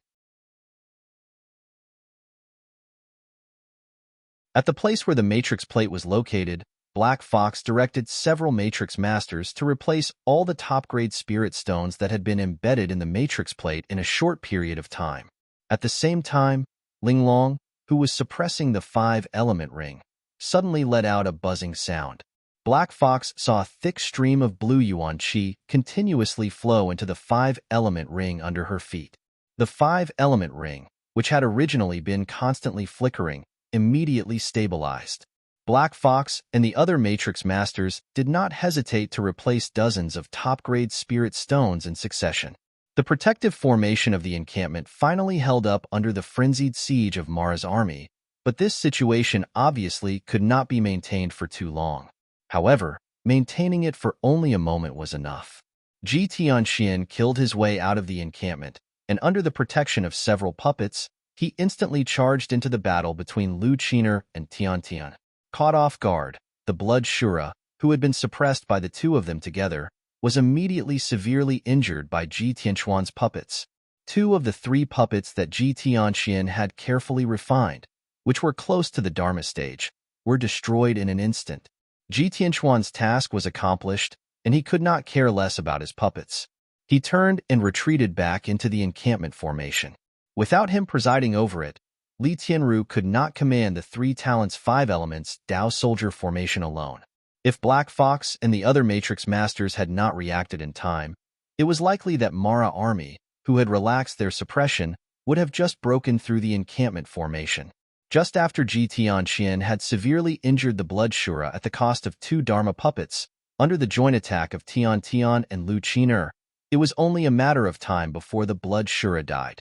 However, they were fighting for time. More than 1,000 feet away, Huo Wuyin finally began to recover from his previous muddle-headed state. Despite the double seal of Lu Ping and Lin Yu Laozu, in order to enable Huo Wuyin to fight, Lu Ping had previously released the seal on his core space. However, this also left Huo Wuyin with a breakthrough to finally dispel Lin Yu Laozu's secret technique. However, these were all things that could not be helped. After awakening, Huo Wuyin naturally wouldn't fight against the Azuras anymore. However, he was already heavily injured, so he couldn't find a way to shake off the Azuras with Han Wuya. However, such an opportunity wasn't too difficult for the two great cultivators to deal with. Tian Tian gritted his teeth and suddenly thought of the Blood Shura, who had been seriously injured. He rushed over and took a blow from the Blood Shura's accompanying spiritual treasure to stall the Blood Shura. Lu Qiner was taken aback, but she naturally would not let go of this opportunity that Tian Tian had exchanged for by risking his injury. Her wings crisscrossed and slashed out, a flame slash and a wind spirit kill. The Blood Shura's body suddenly turned into 3 pieces and fell from the air. You're tuning in to the Warrior Lore YouTube channel. Don't forget to subscribe and join us on this journey to catch the most captivating stories.